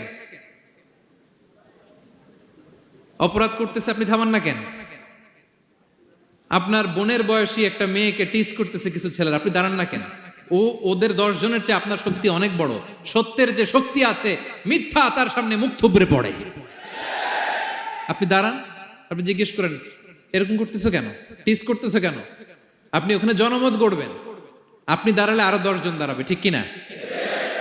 দাঁড়াতে আপনাকে হবে, সাহস করে দাঁড়াতে হবে। সালাত কায়েমের আন্দোলন যারা করে, সৎ কাজের আদেশ যারা দেয়, মন্দ কাজ থেকে নিষেধ যারা করে, তাদের জীবনে পরীক্ষা আছে না নাই? এজন্য সাইয়েদনা লোকমান বললেন, বাবা যেই নাসিহত তোমাকে দিচ্ছি এটা পালন করলে বিপদ আসবে, কিন্তু ঘাবড়ে যেও না, আতঙ্কিত হয়েও না। ওয়াসবির আলা মা আসাবাক, বিপদে ধৈর্য ধরো, ধৈর্য ধারণ করতে হবে। সবর, সবর নিয়ে কোথায় যেন আলোচনা করেছিলাম যে সবর এটা এমন একটা গাছ যে গাছের চারদিকে থাকে কাটা, কিন্তু ফলটা বড় মিষ্টি। সবর বাংলা জানেন তো কি? ধৈর্য। ধৈর্য এমন একটা গাছ যে গাছের চারিদিকে কাটা, কিন্তু ফলটা মিষ্টি, সুস্বাদু। এই সুস্বাদু ফল খেতে হলে এই কাটাগুলো সহ্য করতে হবে। ধৈর্য। ছোট্ট ছেলে মেয়েদেরকে ননির পুতুল করে গড়ে তুলবেন না, খবরদার। ওদেরকে কষ্ট সহিষ্ণু করে গড়ে তুলবেন। আপনি থাকতেই কষ্ট করা শেখান, তার জীবনটা স্মুথ হবে, তার ক্যারিয়ারটা ব্রাইট হবে, তার ভবিষ্যৎটা সুন্দর হবে। ছেলেমেয়েরা কিছু চাইলেই সাথে সাথে দিবেন না। অনেক বাবা মা আছে এত আদর করে, এত বেশি আহ্লাদ করে, যা চায় তাই দেয়, পরে হিতে বিপরীত হয়, ঠিক কিনা? ছেলে মেয়েকে অভাব শেখান, ছেলে মেয়েকে কষ্ট শেখান, ওদেরকে সংগ্রাম শেখান, প্রতিকূল পরিবেশে কি করে টিকে থাকতে হয় এটার সবক শেখান। সেদিন লোকমান তাই করলেন, ছেলেদের সবর শিখাইলেন যে বাবা ধৈর্য ধারণ করো, আতঙ্কিত হবা না। জীবন এটা সহজ নয়, জীবন চলার পথ সহজ নয়, এটাকে সহজ করে নিতে হয়। কখনো সবর করে, কখনো ক্ষমা করে, কখনো অন্যকে ইগনোর করে, কখনো দোয়া করে, কখনো আল্লাহর উপর তাওয়াক্কুল করে, ঠিক কিনা? ছেলে মেয়েকে আদর করে বোঝাবেন, বাবা এখন তুমি বাবার হোটেলে খাও, মায়ের হোটেলে ঘুমাও। সারা জীবন এমন চলবে না, দুনিয়াটা বড্ড কঠিন, এখানে কেউ কাউরে জায়গা করে দেয় না, নিজের জায়গা নিজেরই করে নিতে হয়, ঠিক কিনা? ছোটবেলা থেকেই তাকে দৃঢ় মনোবলের করে তুলতে হবে যে বাবা দুনিয়াটা এত সহজ নয়, এটা সহজ করে নিতে হয়। This is the life hacks. এই লাইফ হ্যাক গুলো আপনি শেখাবেন, লাইফ লেসন গুলো শিখাবেন। ধৈর্য ধরো, সৎ কাজের আদেশ দাও, মন্দ কাজের নিষেধ করো। এগুলো করতে গেলে একটু বাধা বিপত্তি আসবে, কিন্তু শেষ হাসিটা তুমিই হাসবে, ঠিক কিনা? বিজয় তোমারই হবে। কি বলেন? সময়ই কথা বলে, সময়ই কথা বলে। বিপদে ধৈর্য ধরো। বিশ্বনবী আল্লাহ বললেন, ওয়াসবির আলা মা ইয়াকুলুনা ওয়াহজুরহুম হাজরান জামিলা। নবী হে, বিপদে ধৈর্য হারা হবেন না। ভালো সময় সামনে আসছে, মক্কায় আপনারে কষ্ট দেয়, গণক বলে, জাদুকর বলে, পাগল বলে, মদিনাতে বিজয় আপনারই হবে, ঠিক কিনা? ছেলে মেয়ে যেন আশাবাদী হয়ে গড়ে ওঠে, হোপফুল, আতঙ্কিত যেন না হয়। কষ্ট শিখান, ধৈর্য শিখান। আচ্ছা গেল। এরপর তিনি বললেন, ওয়ালা তুসাইর খাদ্দাকা লিন্নাস। ও আমার কলিজার টুকরা সন্তান, ওয়ালা তুসাইর খাদ্দাকা লিন্নাস, অহংকার করে মানুষ থেকে মুখ ফিরিয়ে নিও না। ছেলেরে এবার সোশ্যাল বানানোর চেষ্টা করতেছেন, হ্যাঁ? ওয়ালা তুসাইর খাদ্দাকা লিন্নাস। দেখেন একটার পর একটা, প্রথমে স্রষ্টারে চিনাইলেন, তাই না? এরপরে স্রষ্টার ক্ষমতা সম্পর্কে শিখাইলেন, এরপরে আধ্যাত্মিকতা শিখাইলেন, এরপরে ইবাদত কি সেটা জানালেন, এরপরে তিনি সোশ্যাল এঙ্গেজমেন্ট কিভাবে করবেন, সোশ্যাল রিফর্ম কিভাবে করবেন শিখালেন। এবার মানুষের সাথে কিভাবে মিশতে হয় সেটা শিখাচ্ছেন। মানে পিপল ওরিয়েন্টেড হও। ওয়ালা তুসাইর খাদ্দাকা লিন্নাস, অহংকার করে মানুষের থেকে মুখ ফিরিয়ে নিও না, মুখ ছিটকাবে না। মানুষকে সম্মান করো, মানুষের সাথে মেশো, বি পিপল ওরিয়েন্টেড।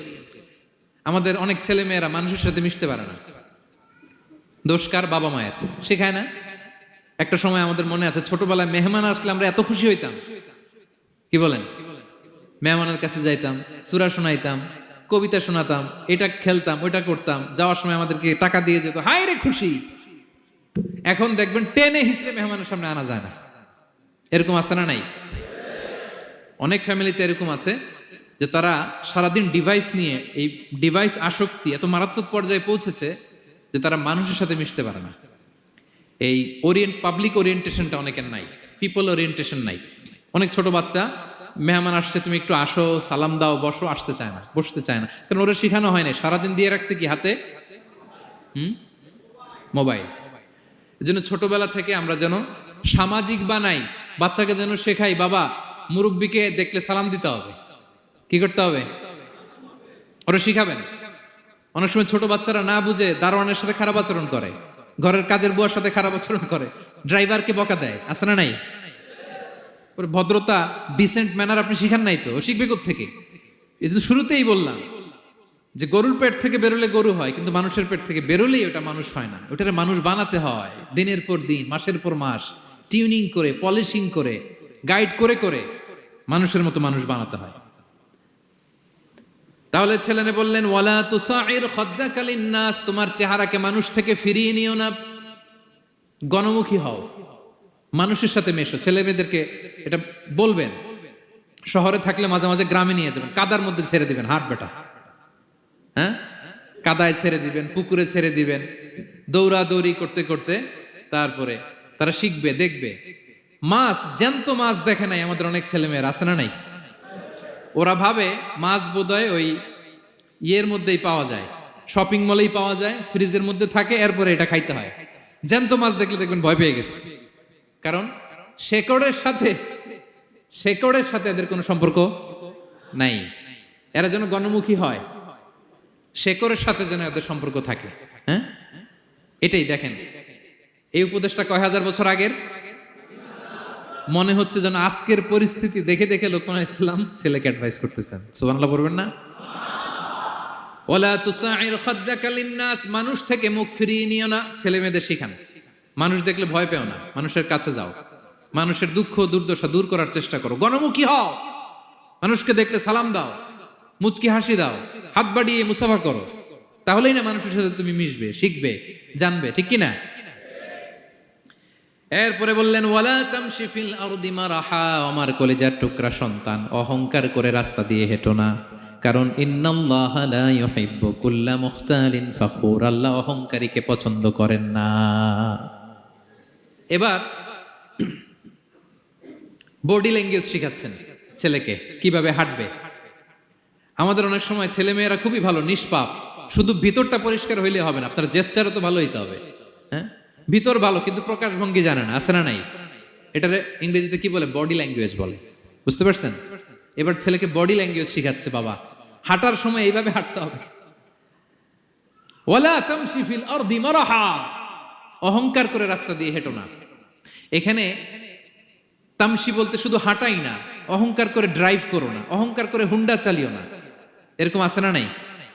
আমাদের ইয়াং ছেলে মেয়েরা হুন্ডা একটা পাইলে এমন আওয়াজ করে তারা চলবে, অসুস্থদের ক্ষতি হয়, ছোট বাচ্চারা ভয় পেয়ে যায়, মাঝরাতে মানুষ লাফ দিয়ে ওঠে ঘুম থেকে।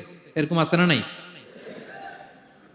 আমাদের সন্তানরা যেন এরকম না হয়। রাস্তা দিয়ে চলতে বিনয়ের সাথে হাঁটতে হবে, ভদ্রভাবে হাঁটতে হবে, কারণ রহমানের বান্দারা অহংকারী হয় না, তারা বিনয়ী হয়, ঠিক কিনা? وعباد الرحمن الذين يمشون على الأرض هونا وإذا خاطبهم الجاهلون قالوا سلاما, রহমানের বান্দারা রাস্তা দিয়ে যখন হাঁটে দাম্ভিকতার সাথে হাঁটে না, অহংকারের সাথে হাঁটে না, বিনয়ের সাথে রাস্তা দিয়ে তারা চলাফেরা করে, ঠিক কিনা? তো ছেলেকে হাতে ধরে ধরে বডি ল্যাঙ্গুয়েজ শিখাচ্ছে, বাবা অহংকার করে হেঁটো না, মানুষের অহংকার সাজে না, অহংকার সাজে একজনের, তিনি কে? অহংকার কার চাদর? আল্লাহ বলে, এই চাদর ধরে যদি কেউ টান দেয় ওরে আমি জাহান্নামে নিক্ষেপ করি, ফালা উবালি, আই ডোন্ট কেয়ার, ওরে আমি জাহান্নামে ফেলবো। অহংকার করার কি আছে আমাদের? কিছুই নাই, ঠিক কি না? ডায়রিয়া যদি হয়, লুজ মোশন যদি হয়, 5 বার টয়লেটে গেলে এরপরে চেহারার দিকে তাকানো যায়? বিছানায় পড়ে হা হু করতে শুরু করে, তো কিসের অহংকার আপনার? লুজ মোশন 3 দিন যদি হয়, হায় রে, চেহারার দিকে তাকানো যায় না, সুন্দর চেহারা ফ্যাকাশে হয়ে গেছে, তো এই মানুষের অহংকার করা সাজে না। ছেলেকে বিনয়ী হওয়া শেখাতে হবে, বাবা বিনয়ী হও, তোমার বডি ল্যাঙ্গুয়েজটা সুন্দর করো, তোমার কথা বলায়, তোমার চলনে বলনে সবকিছুতে যেন একটা মাধুর্যতা থাকে, একটা কোমলতা থাকে, শেখানোর দরকার আছে না নাই? সব শেষে সাইয়েদনা লোকমান ছেলেকে বললেন, وَاقْصِدْ فِي مَشْيِكَ وَاغْضُضْ مِنْ صَوْتِكَ إِنَّ أَنْكَرَ الْأَصْوَاتِ لَصَوْتُ الْحَمِيرِ وَاقْصِدْ فِي مَشْيِكَ وَاغْضُضْ مِنْ صَوْتِكَ। তাহলে কিভাবে হাঁটবা? হাঁটার ক্ষেত্রে একটা মিডিয়াম পেস অবলম্বন করো, মিডিয়াম পেস, ভদ্রভাবে, হ্যাঁ, মিডিয়াম মধ্যমপন্থী পন্থায় তুমি হাঁটো। তোমার হাঁটার মধ্যে যেন একটা মুনশিয়ানা ভাব থাকে, তোমার হাঁটা চলাফেরায় যেন একটা ভদ্রতার ছাপ থাকে। এটা তো হাতে ধরে ধরে শিখাইতে হবে, নাহলে শিখবে না তো, বুঝবে না তো সে। ওয়াগদুদ মিন সাউতিক, কণ্ঠটাকে মোলায়েম করো। ইন্না আনকারাল আসওয়াতি লাসাউতুল হামির, কর্কশ গলায় কথা বলো না। আমাদের অনেক ছেলেমেয়েরা অনেক শাউট করে, আছে না নাই?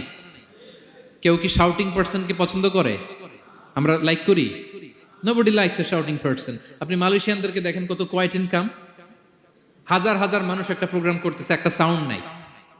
আমাদের তো অনেক বলতে হয়, অনেক অ্যানাউন্সমেন্ট, অনেক এই সেই, ওদেরকে কিছু বলতে হয় না। ওদের আমি অনেক বড় বড় প্রোগ্রামে জয়েন করেছি, হাজার হাজার মানুষ, একটা ছোট্ট ইনস্ট্রাকশন, লাইন ধরে সবাই সেটা মেনে নেয়। ছেলেকে শিখাই দিলেন চলতে ফিরতে একটা মাঝারি মোলায়েম ভদ্র একটা পেস অবলম্বন করো, আর কণ্ঠটাকে নিচু করো, কর্কশ ভাষী হয়েও না। কেউ পৃথিবীতে কর্কশ ভাষীকে পছন্দ করেন? যারা চিৎকার করে চেঁচামেচি করে, আল্লাহ তাদের কণ্ঠকে গাধার কণ্ঠের সাথে তুলনা করেছেন এখানে। দ্য ব্রেইং অ্যাস, গাধার আওয়াজের চাইতে পৃথিবীতে নিকৃষ্ট কোনো আওয়াজ হতে পারে? আল্লাহ বলে, তুমি কি তোমার কণ্ঠকে গাধার আওয়াজের মতো করতে চাও? যদি না চাও, কণ্ঠটাকে মোলায়েম করো, কর্কশ ভাষায় কখনো মানুষকে সম্বোধন করো, কারণ কর্কশ ভাষীকে, এই শাউটিং পারসনকে কেউ কখনো পছন্দ করে না। তো এই উপদেশগুলো আমাদের ছেলে মেয়েদেরকে দেওয়ার দরকার আছে না নাই? আল্লাহু আকবার। প্রজ্ঞায় সুসজ্জিত এই উপদেশ মালাগুলো সে 3000 বছর আগে যেমনি প্রাসঙ্গিক ছিল, এখনো তেমনি প্রাসঙ্গিক। এই উপদেশগুলো আমরা ছেলে মেয়েদেরকে দিতে পারবো তো? এই 10টা উপদেশ মালা বুঝতে পারছেন আপনারা? সবাই বুঝতে পারছেন? মনে থাকবে? খেয়াল থাকবে?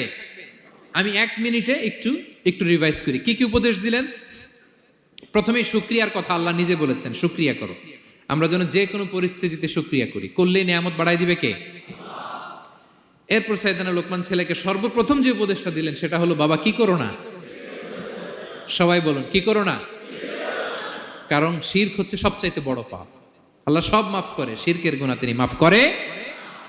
এরপর আল্লাহ তাআলা নিজ থেকে আরেকটা উপদেশ ঢুকাই দিলেন, সেটা হচ্ছে কার সাথে ভালো আচরণ করো? মা বাবার সাথে।